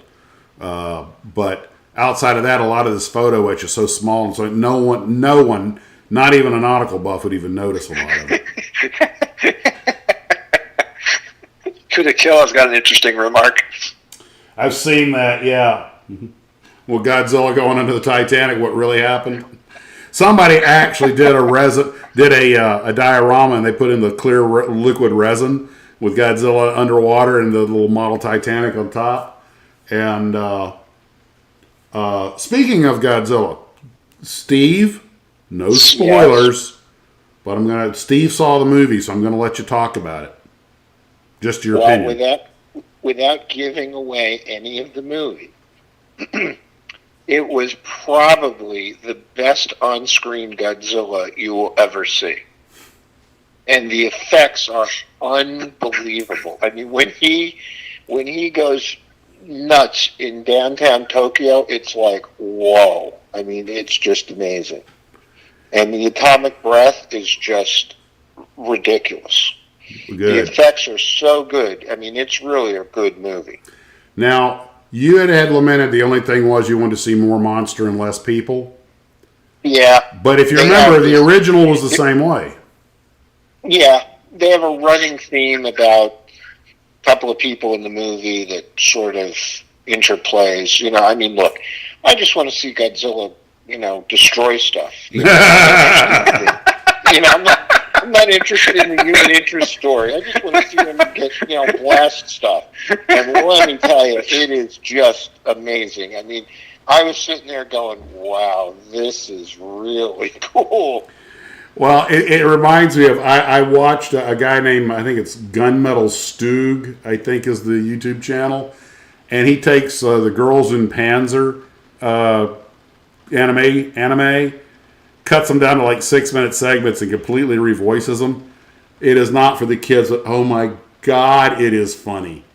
And I was like, now I got to go see this movie. And I was like, yeah, I like this better. Less talking, more shooty bang bang. I mean, but you will not be disappointed if you go see this movie. It was really... I plan to go see it. Ken and I got screwed when we went to see Shin Godzilla at the theater in Fort Lauderdale. When it first came out, There was one showing. Just one. Not one screen, one showing. I was on a layover. Ken picks me up at the airport. We go out to see that one, and we made it. We're like, hey, we want 2 for Shin Godzilla. And we decided not to show it. We didn't sell enough tickets. Therefore, I'm hereby instructing Godzilla, if he ever does make landfall in Florida, to destroy Fort Lauderdale. Destroy that theater. No, destroy Fort Lauderdale. Those geezers don't want to see a good Godzilla movie, then they can vaporize under his atomic breath. But, man, that's okay, Kudakilla. I don't have Apple TV, so Monarch won't affect me. Actually, we've been watching Monarch. There's another episode we need to watch. It's got potential. It's doing okay. It's so far they have managed to tie somewhat convoluted because it's jumping over a 60-year period, but they've managed to tie everything in so far believably. I haven't seen any glaring errors. I like that Kurt Russell's son is playing the young version of him. And, I don't know where they'll go with it because it's part spy movie and part monster movie. But my wife was getting a little annoyed that, too much people, not enough monster in the last episode. And then the monster they brought out, she goes, okay, that was cool. Okay. Kind of saved it at the end. I'm just afraid that it may turn into one of those shows that starts off with a good premise, but just turns into something like The Boys, First couple, hey man, this is really going, so this is cool. But after a while, like, okay, is anybody ever going to kill Homelander, or we got to put up with this jerk the rest of the, Hey, I just realized that the guy who plays the main protagonist against Homelander, what's his name there? Oh God! Now that you said it, I'm trying to. It's Carl Urban, but Right. Well, it just dawned on me that he's the guy who plays McCoy in Star Trek. yeah, Yeah, I didn't. I was watching it the other night, and I was like, "Wait a minute, that's the guy from The Boys." he also played the hybrid vampire in Priest. And he actually, I didn't realize Urban's done a lot of stuff. He's been around quite a while, and he played the cop who was missing a leg, had a synthetic leg, in the Robot Cop show, not RoboCop, but that other one they made. But yeah, he's actually a pretty prolific actor. But given that he's got that look, Butcher, that's his character's name. And he grows that beard, and you're like, good God, he looks like a butcher. But and that actor, the black Latino actor that played the head of Vought, and he also played the big drug dealer in Breaking Bad? Breaking Bad. Huh? Yeah, I forget his name. Breaking Bad. Yeah, he's been in everything. And I'm like, the guy has been in every. I mean, he keeps. He's even been in the Mandalorian, and he's a really good actor. He's perfect in these villainous roles. But I'm like, I guess it keeps him employed. But he usually plays fairly extreme characters. But him, Urban, a few others, you just keep seeing these same guys pop up over and over and over again. I'm like, well, they definitely, their book is full. But the Monarch series, though, if they stay on where they go, I'll tell you the series that was better than I expected was, to me, was Andor. I'm not used to having. Yes, Andor was really good. I agree. I'm not used to having that level of agency in a Star Wars character. But you know what Andor is? Andor is the Nazi occupation of France. Mm-hmm. Andor even has a quasi-French accent, so seen to the American ear, it sounds a little bit like it. But I was like, the characters, Deidre Miller, the Major, and, oh God, Luthen Rial's speech. I mean, that was right out of Shakespeare. So what you're saying is that they get invaded, they surrender, and then they hate the people who liberated them. So. But a small token number of them fight back. And but one of the things I really liked about Andor, which if I saw models of the stuff from Andor, I'd just buy it, just on general principle. But the thing about it is that there's a harsh truth in it when you realize what they're willing to sacrifice and who they're willing to sacrifice to keep the rebellion going, and that just because of the rebels doesn't mean their hands are clean. It's very good about that, and I was like, good point. With what they do with Anton Krieger and some of the others, I'm kind of like, you know what? He's not wrong. It's a hard military math, but at least he makes no illusions about it. It doesn't sanctify himself. But the very first episode, when he deals with the two people that try to apprehend him, like, whoa, okay, this is not your standard textbook 1950s, white hat cowboy hero here. Unassuming little men are not to be trifled with. But I just hope that Monarch follows the Andor map and not the map of some of these other shows that have come out. I don't want to start naming names because I enjoy them, but they're just, you're like, yeah, but they're just not that great. So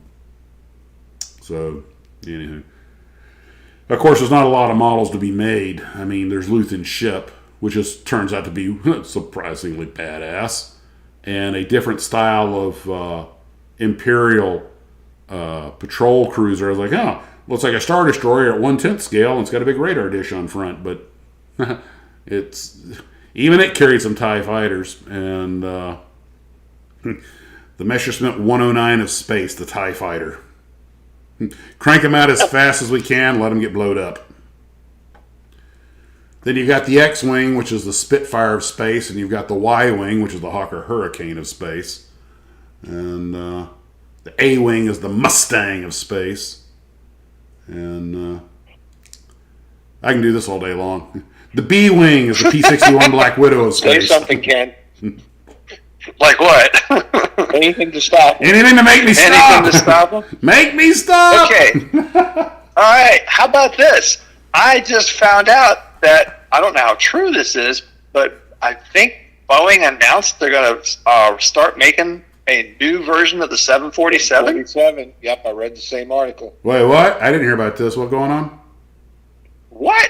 You didn't know about this? Ken, I've been face down in the books and simulators. I have no idea what's going on in the world right now. Boeing announced that they're going to make a new version of the 747. That's odd. They put it out of production because they couldn't sell enough of them. Well, I think partially because it was a 4-engine deal and high maintenance of 4 engines. I'll bet you the new 747 is going to be a 2-engine. Then it ain't no 747. I don't care if it's got the hump. You know what? I better not say that because it might come to fruition. Yeah, what? I just think, what if they just take the 777 and put a hump on it? Mm-hmm. Oh, look, the new 747 has a hump. That is not a 747. That is a 777. Well, which is bigger, the 47 or the 777? 47. I mean, the 777's big. Actually, the 800, the long 747 is actually longer than the A380. But the A380, of course, is a full double-decker, so it's got more of everything. And the A380 is out of production now. They lost money on it. They never sold enough of them. Boeing warned them that they were having trouble selling 74s. Even bigger airplanes not going to sell. A bunch of countries bought them, and airlines bought them more as status symbols than anything else. I mean, you don't fill an airplane like that up. The costs are astounding. The 747 nearly buried Pan Am, and it was the launch customer. Of course, there were a lot of other reasons. The plane was, Ken, the number one axiom in aviation. Never fly the A model of anything. The A model. Well, yes. Pan Am was a launch customer. The planes were terribly unreliable because no one ever built anything this big before for commercial service. They were having all kinds of problems with them. They learned about them over time and figured out maintenance programs, but it took years. Then, of course, in 73, you had the oil crisis, then the terrorism, and nobody was flying. Pan Am had to fly these things, with 20% capacity. It was suckling them dry. And eventually it paid off, but Pan Am really took the bullet for the industry on that one.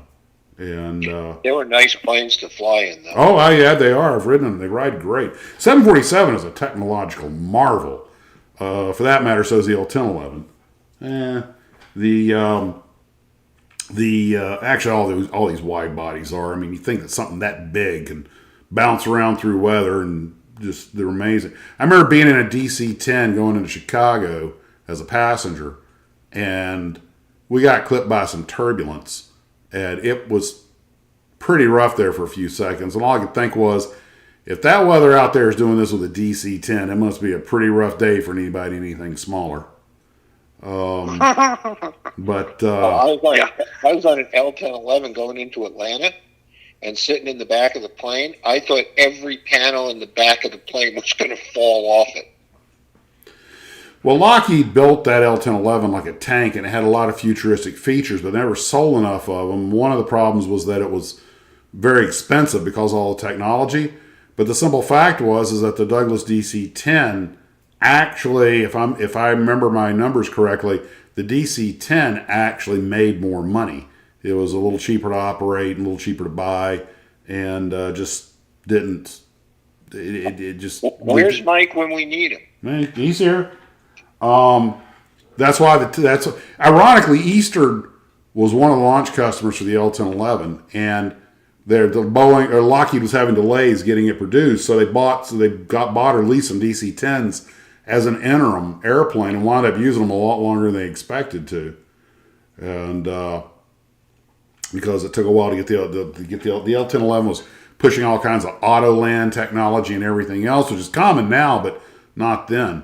And like I say, Mustard did a really good video on the L-1011, but it didn't carry quite enough people. It burned a little too much fuel. I know some guys. I know quite a few people who flew that airplane. In fact, one of my first officers flew them, and the designated Examiner gave me most of my tickets, flew them, and everybody who ever flew that airplane talked about it.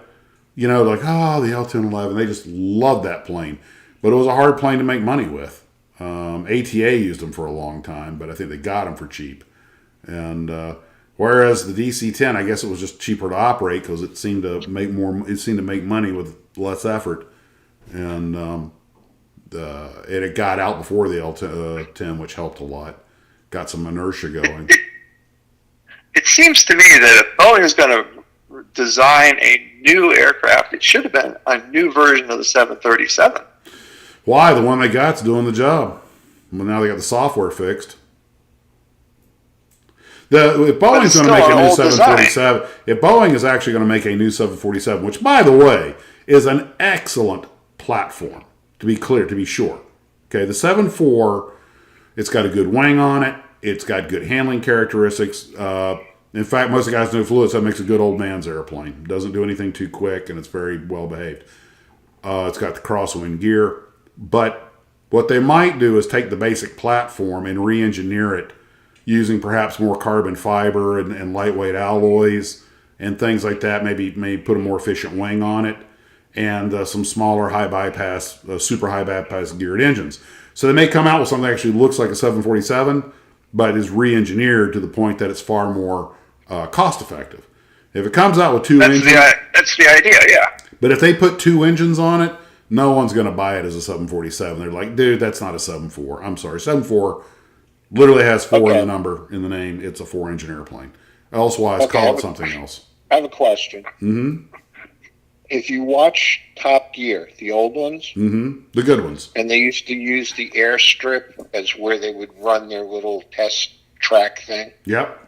Yeah, well, the 747 in the background. 747 in the background, but it has engines that look like in pods, like from a B-52. Huh. Oh, okay.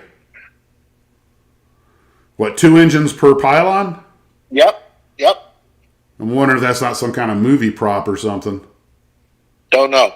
It was always parked in the back of the, on the runway in the back. That Bond movie where they're trying to blow up the prototype airliner on the ground. Yeah. I noticed it had B-52 style dual engines per pod, and I think that mock-up was made with an old 7.4. So I'm wondering if that was what that was all about. Well, it could have been. Well, it's like we're talking about. Didn't the Top Gear guys actually race tractors, and one of them was pulling the airplane? Yeah, maybe. Don't know.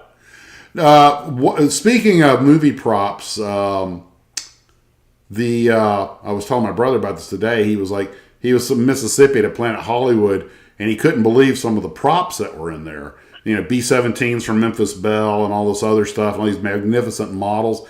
Like, you got to go watch A Sense of Scale, Pierce Films, because they interview these guys who built that stuff, the late Greg Jane and so many others. And I'm like, you got to understand, to the studio, to you and me, this thing is virtually an artifact. I mean, it's a magnificent, expensive model, but to the studio, it's a prop. We use it. We don't need it anymore. It's taking up space and storage. Sell it off. And not a lot of people have a place to put a B-17 with a 12-foot wingspan. By the way, a really cool cheat that they pulled in Memphis Belle. I was like, this is before CGI was a thing. I'm like, there's no way they got a dozen B-17s. How did they film that lineup scene with like 12 airplanes on the taxiway? They had like 3 B-17s to make the movie. So they had the 3 B-17s line up, and they shot from a low angle, used forced perspective. They went way out in front of the other B-17s and put these large-scale models out there on tables so it was the right height. And I was like, fooled the eye perfectly. And what it was, by using the 3 or 4 real airplanes they had, they went far enough down range, that they started getting smaller. So all I had to do was make a model like a 10-foot wingspan or whatever, and put them at the right distance, and it kept the symmetry and everything. And I tell people, that's one of the nice things about 130. If you get a 1/32 scale model, you're making a diorama and everything else is 1/35th scale, just put it on the back end of the diorama. No one will notice a scale difference. Just don't park it next to a 1/35th scale Sherman or Jeep or whatever it is. Have you seen the kid on YouTube who makes the videos where he makes model cars and he takes a picture with his phone with forced perspective in front of things, and it looks just like it's supposed to be there? Yeah, I actually did that with my couple of airplanes. I put my RC, I think it was the RC Stuka, in the driveway, put the camera down low, marked it, took a ladder, went across the street, crawled up the ladder, made sure, and it looked just like I was climbing I was on the wing climbing in the cockpit of the Stuka. I still have a photo of Ken. I'm photographing my old FMS Zero, and I this is down at Fort Lauderdale. I put the camera based on the ground and photographed it up. Ken just happened to be standing behind it, and I think I still have this photo somewhere. And it looks like it's a half, like he's coming out of the cockpit of like a half scale Zero. You know, he's just really? I never saw that picture. Oh, yes, you did. I showed it to you. Let me see if I got. I don't think I have it on the phone. I think so. I don't remember that. Ken, this is 10 years ago or more. Let me see. I think that would be interesting to see. Let me see. Did we do it on purpose, or it just worked out No, that it just way? worked out that way. Just dumb luck. As most things become good. Yeah, goodness tends to happen by accident. Rather be lucky than good.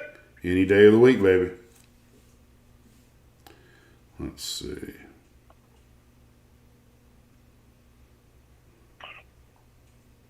Say something, Steve. Yeah, somebody talk. Fill the air. Yes, believe it or not, we got dead air on Max's channel. Well, only when my mind is occupied. When I stop thinking, that's when I start talking. Have you had dinner yet? Have I had what? Who, me? Have you had dinner yet? Max. No, I haven't. That's why we'll be finishing on time. Yeah, okay. Okay.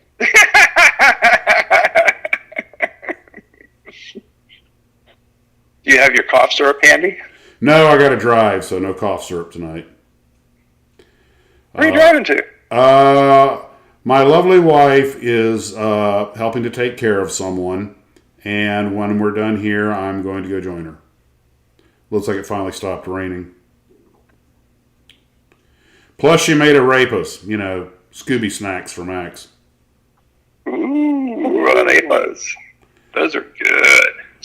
She knows how to. Yeah, Maxie. Come here, boy.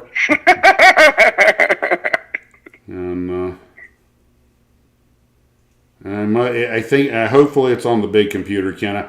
I ran out of storage space on my phone, so I frequently move pictures over to I don't have it on my phone, but it was perfect. It was a total accident. All right, guys. Garfield says, somebody feed Max. Well, guys, that wraps up everything I had. So let's throw it out to the Glue Troopers. Look at the comment section and see what's going on. If anybody's got anything in particular they want to talk. Yes, it was the FMS Zero. That's correct. Big. What was that? 1500 millimeter wing. We bought it down at Maniac's Hobby Shop, which is yet another hobby shop that's gone away, and they were actually pretty well stocked. How's Ian doing? I was going to go see him today, but okay. I don't know if I should share this or not. What do you think? Oh, you got to share it now. So I'm in my pajamas, and which I was in until this afternoon when I took my shower and got dressed for the show. After the past 3 weeks, I just wanted to blow off steam. I had my perfect day, sitting at the computer, playing around, tinkering my models, out in the Tarbis, in my pajamas, okay?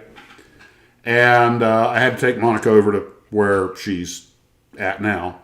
And I was staying in the car, so I just jumped into my jammies and drove her, dropped her, and said, oh, you know what? We're only a few blocks. I should go visit Ian. She's like, no, you don't. He won't mind. So it's casual Saturday. I'm in my jammy Saturday. She was like, yeah, cowboy, don't you even think about getting on that horse. And if you want to go play with your friends, you go home and get properly dressed. Monica's sentiments. And I'm thinking, yeah, it really would have helped both my image and the image of Hurricane Hobbies for me to go trucking into my jammies. But that would have been epic. With my red and white, too cool for school penguin top and everything. I don't care how goofy it looked; those things are comfortable. And but now I am. So I'll probably for years, Ken. Huh? We could have told that story for years, Ken. Mm-hmm. But I'll probably go see him tomorrow. John Ashley Smith says, sorry, my tux is at the cleaners, but at least I have pants on. I was fully and properly attired. I was just wearing jammies. He could have killed us this, but Max's outfit would have been perfect for Walmart. that comment seems to have bubbled up somewhere about before she left. I was like, I'm just going to drop you over in PJ. She goes, that's okay. It's not like we're going to Walmart. And you need to reconsider your the way you live your life when you see yourself on people of Walmart. Yeah. Yeah, this is funny. And hey, that ain't funny. That would have looked good on the company year-end report. Oh, God. Roy says Captain Sweatpants. Yeah. Captain Sweatpants. That's it. Says dress code for hobby shops. Hey, if I'd been wearing sweatpants, she probably would have let me go. But those are considered okay, provided you have proper undergarmentage. If you remember the old Kevin Hart routine, if you remember the old Kevin Hart routine, we gonna learn something today. Dad, put on some underwear.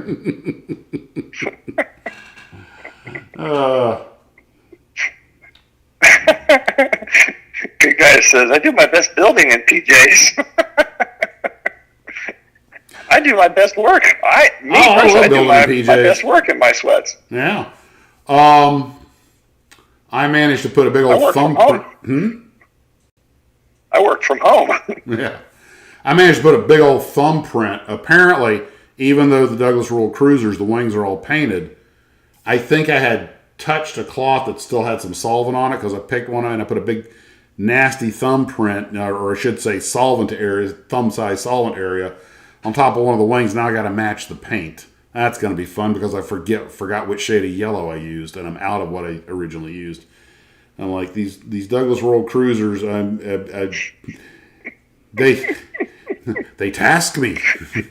Joe Schneck says, Max should keep a pair of emergency pants in the car. I do actually. No, I keep an emergency set of clothing in the car. Because you never know when you're gonna like drop food on you, spill food on yourself or something like that.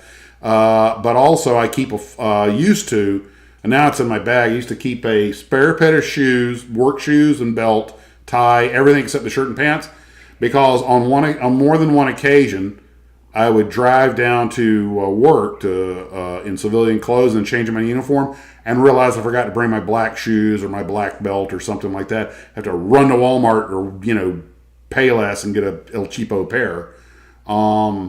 So for the longest time, I was carrying a spare set of just about everything in the car. And I always kept an extra shirt just in case, my shirt got messed up. Until one day I had to use it and I realized, woo, stuff you leave in the car long enough gets its own aroma. And, yes. I'll just live with the Coca-Cola stain. Especially if you wore it once or twice. Well, the good thing is if somebody stole your car, they would have had a wardrobe. Ah! And all that implies. But, Phaser Wax says, now, I can see headlines now. JetBlue pilot holds up convenience store in Orlando. No. I just... Phaser, quick, he's going off the list. Phaser 1 says he tasks me, and I forget the rest of it. I shall have him. That's right out of Moby Dick, if I'm not mistaken. Captain Ahab's got to have his great white whale. And So if you had an extra outfit in the car, why didn't you wear that into the hobby shop? because I took everything out when I went down to Orlando. Because I wasn't traveling. Because I had all the clothes at the hotel. I had all my clothes right there at the hotel. When I repack the car, I'll put the stuff like that in. And gosh, I got to figure out where I put it. I had in a bag somewhere. I had so much crap in the car. I had to have a roadside kit and everything, with fix-a-flat and fluid for the engine and jumper cables and stuff. My dad, because Ken, we all grew up in a time when cars were not as reliable as they are now. Oh, by the way, I will warn you guys also, if you happen to be going through Daytona in the middle of the night, slow down. That's all I have to say about that. When you get where? Through Daytona. Oh, okay. Highway patrol and the county boys are out thick as fleas. No more phone booths to change in anymore. I think somebody's having a county shortfall because I seen so many people get pulled over. Max, did you hear what I said? What? No, I didn't think so. No more phone booths to change in anymore. Oh, yeah. They really frown on you doing it in public. It's a reason for a minivan, man. You got plenty of room in the back. But, yeah, the old Kia's starting to get some pretty serious rust. I may have to part with her before too long and get something else. But it's paid for and it runs good. That's what we need. Somebody needs to make a kit model of the 2017 Kia Sedona. I told you what my wife said when I first got that because it's just plain white. And I pulled out, I got the new car. She's like, they let you within 200 yards of the school with that? Yeah. Ice cream truck. So I make it a point never to keep any toys in the car. That's all I need to be caught. What is with all the model airplanes, the toy airplanes? Those are models, not toys. At Amazon, they rent a lot of vans because they don't have enough Amazon vans, so they rent white vans from like Enterprise and Budget, and the employees always refer to them as the rape vans. Oh God. Oh Lord! And that when all of a sudden it took a dark turn. Rust on a car in Florida? Oh, yeah. What a shock. Well, the Mustang lives in the garage along with my wife's car. The Sedona, it's a Kia. It lives out front. And there's something nice about this. My brother-in-law's Honda Odyssey has got rust on the hood and everything. And I agree with one thing, though. Nobody bothers to break into a crappy-looking car. That's true. So, I park with confidence. And I was telling somebody if you want to have some fun. Oh, there you go. What? Bill Campbell says, Lance Ravel says, just stand and repaint the minivan. Just think of it as a huge model kit.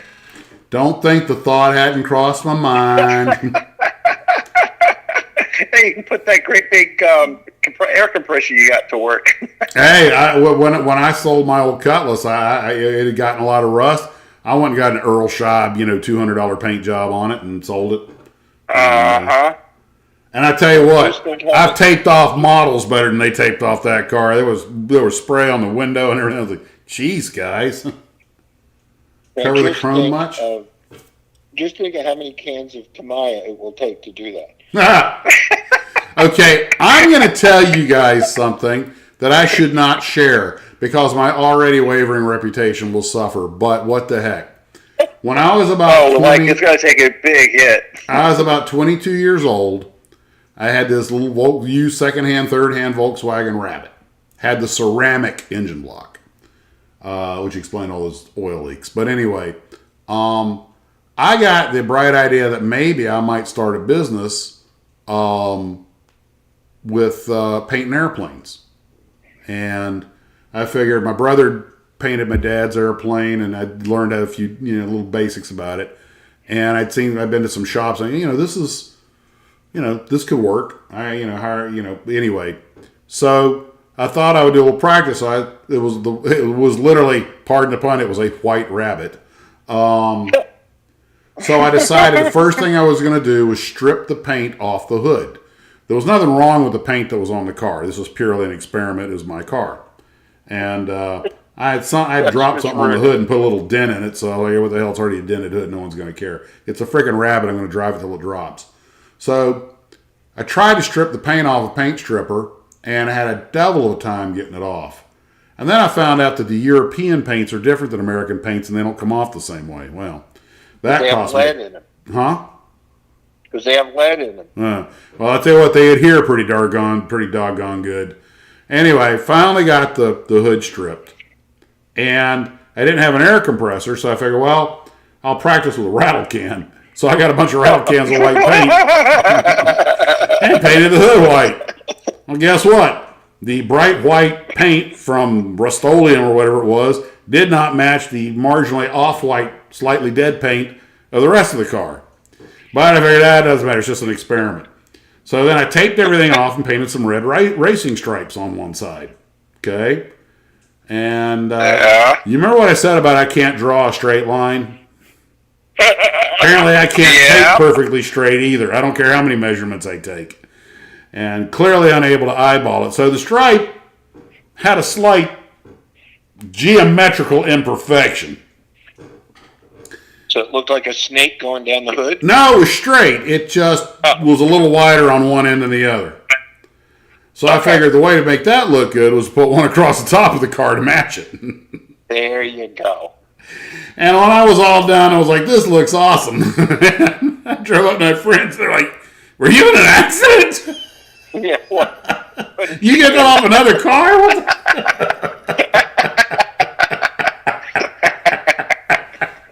And I drove that car like that for a couple of years. I didn't care what anybody said. I was proud of my work. And obviously you didn't go into the airplane painting business. No, I did not.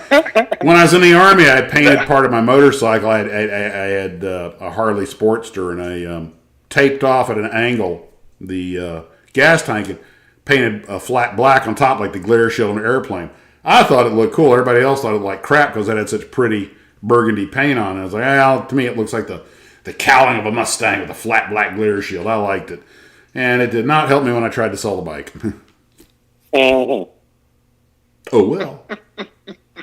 Not everybody shares your taste, Max. Yeah, but then again, they have some.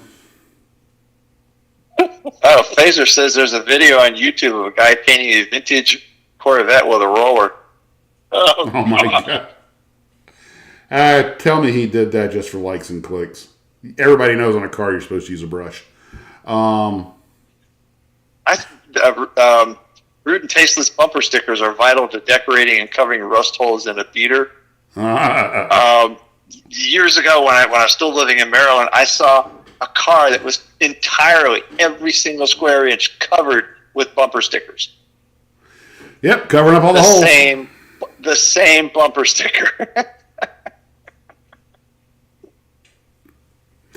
Oh, well, clearly he got them cheap. Oh, they were handing them out. They were for free. Vote for so-and-so. Oh, well, I just, Oh. What number roller? Number 8. Well, guys, we're going to wrap up here soon. I'm going to be breaking things down shortly. Before I go, anybody got any questions, omissions, additions? We still got 12 minutes. I said we're going to start, Ken. Giving people the inertia.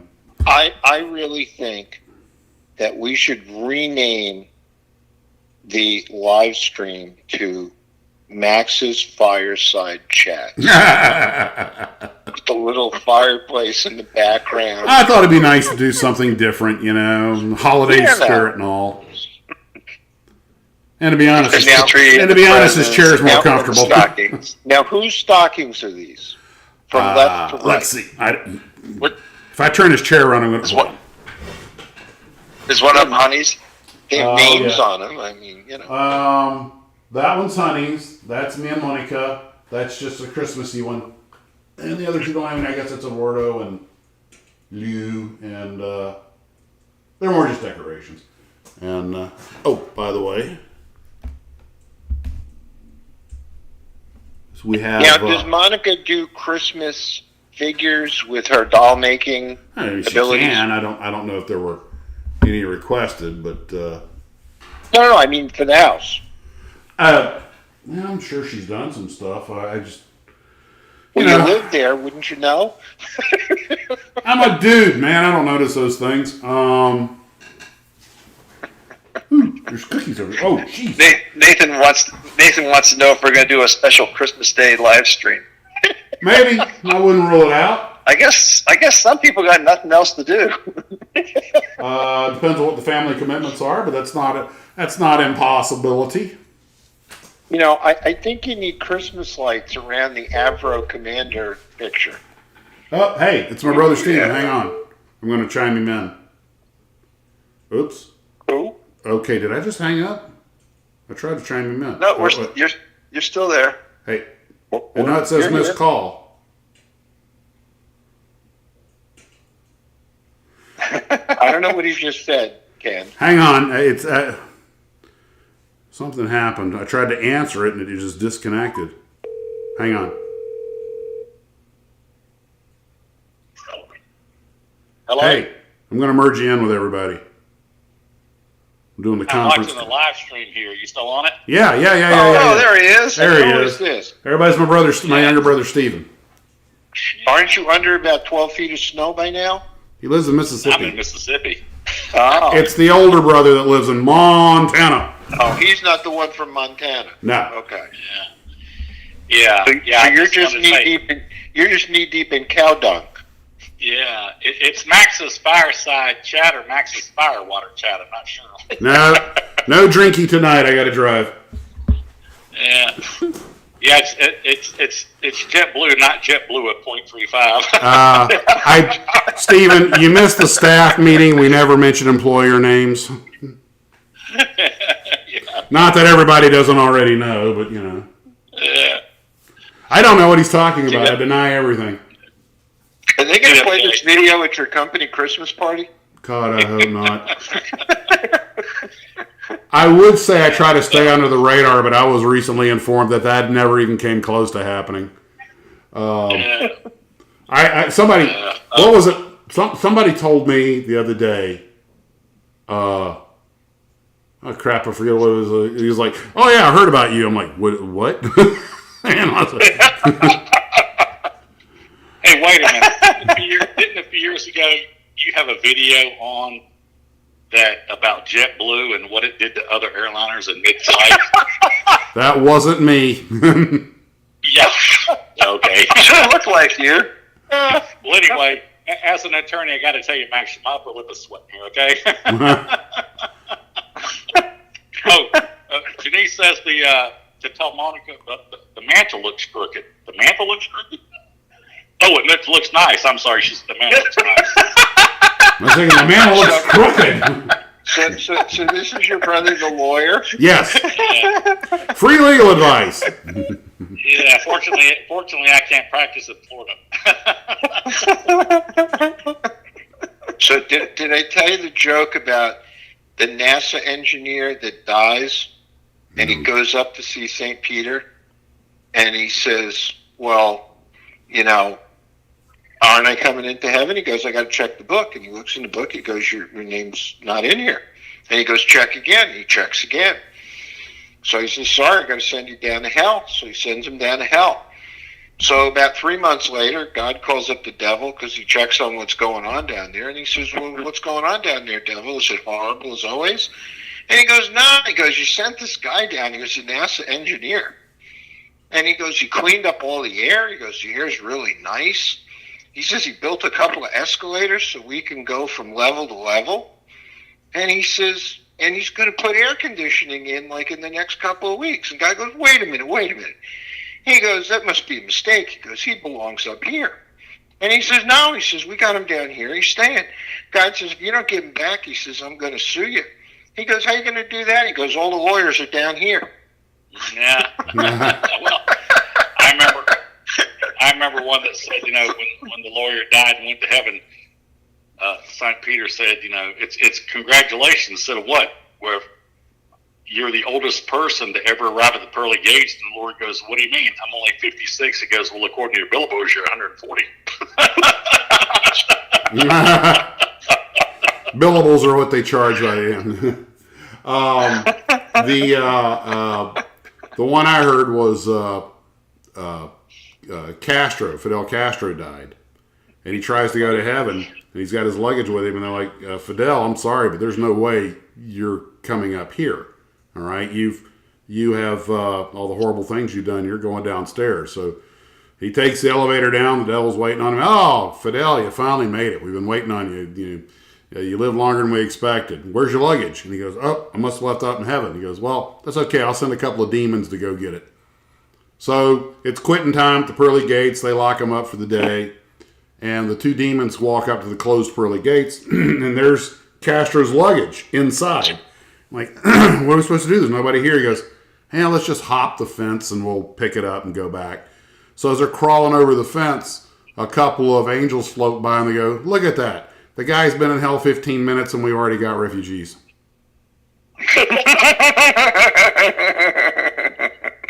You want to tell you about the two blondes who go into the bar and they order a round of drinks and they high-five each other and they go 45 days.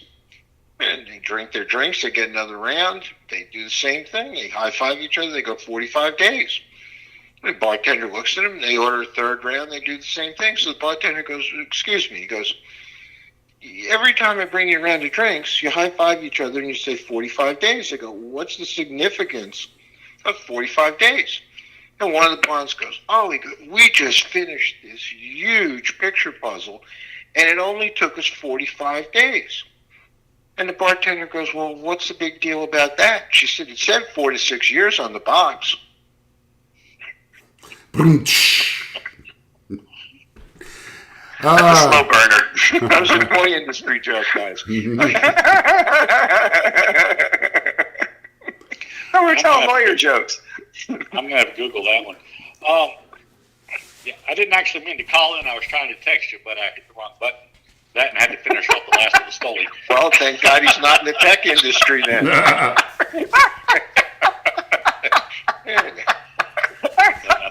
think at the end of the live stream.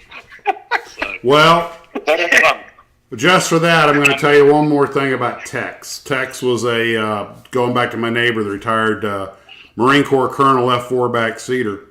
When he was in Vietnam, he had to fly. Apparently, I didn't realize this, but as a lieutenant colonel, the Marines would only allow a pilot to command a squadron to be, quote unquote, in combat for like 6 months. They had a limit of time there, then they had to rotate out.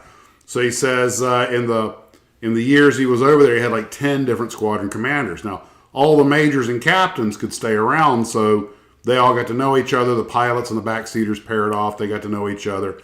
But the squadron commanders were always in a constant state of being the new guy on the block, and no one wanted to fly with him, so the backseaters would rotate through them. He got stuck doing it a couple of times, and he would point out the guy's mistakes. He didn't like flying with him. He didn't have a lot of experience, didn't know that much about the equipment because he was too busy doing administrative stuff all the time. He hadn't flown in a while. And it really frustrated him. He always tried to avoid flying with him. And then finally the guy rotated out. And he had replaced the other guy we talked about who was like super soldier who did the unauthorized Chinese bombing mission. But he goes years later, he's at I guess up in D.C., one of his buddies going for promotion, so he gets to look at his record, make sure he's ticked all the boxes. And they ask him, they go, hey, John, you want to take a look at your record? I mean, it's here in the file. And he goes, nah, but no, then they talk him into it. And he opens the file, and unbeknownst to him, he finds the time he flew with Tex, and there are all these glowing recommendations from Tex. He goes, I hated flying with the guy. I had no idea he was giving me all these glowing, fitness reports and everything else. And I was kind of like, son of a gun, I mean, he didn't like the guy, but he took care of him. The guy took care of him in return. I was like, well, that's a nice happy ending.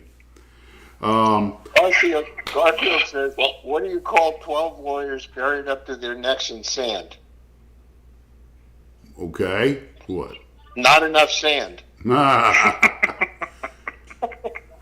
I'm going to sign off now. I didn't mean to call you. I was trying to text you, but I accidentally dialed in.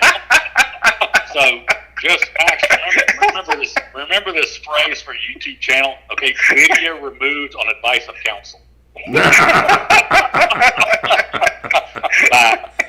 Bye. See you later, Steven. Thanks for calling. Anyway, guys, that's pretty much a wrap for tonight. Since I have to bug out and I'm on the laptop here, there really won't be much of an outro. I'll throw up a picture and kill the microphone so you guys can chat with each other while I start packing stuff up. But I want to thank everybody for coming out to fly with us. God. I'm practicing my speech. In training, we have to do everything like it's real, so we have to give all the announcements and everything, you know. Thanks for playing with. I've been studying really hard. And I think you should tape his announcement for the next time he flies. I need a few days off, sir, to deprogram. You watch when he goes to fly, he's going to say, "Thank you all for coming to the live stream." Yeah, really. Oh, thanks, Ken. Now you've jinxed me. I probably will. You see what happens when he doesn't eat before he goes on the air? I'm so delirious from hunger. Guys, thanks for joining the live stream. I hope you had a good time. We'll talk at everybody later. And guys, I'll let you say your good nights. Okay. Let's see. Good night, everybody. Thanks for chiming in as always. We really appreciated you being here. Thanks for spending your time with us. We appreciate it. We have a really good time, and we're really glad that you guys join us, and some of your comments are really great. And I'll probably go check out Ian tomorrow, maybe do a video from Hurricane Hobbies or something. We'll see what's going on. Guys, take care of yourselves. Thanks for joining us. He definitely wants to do that. Oh, yeah. Take care of yourselves. And as always, model on.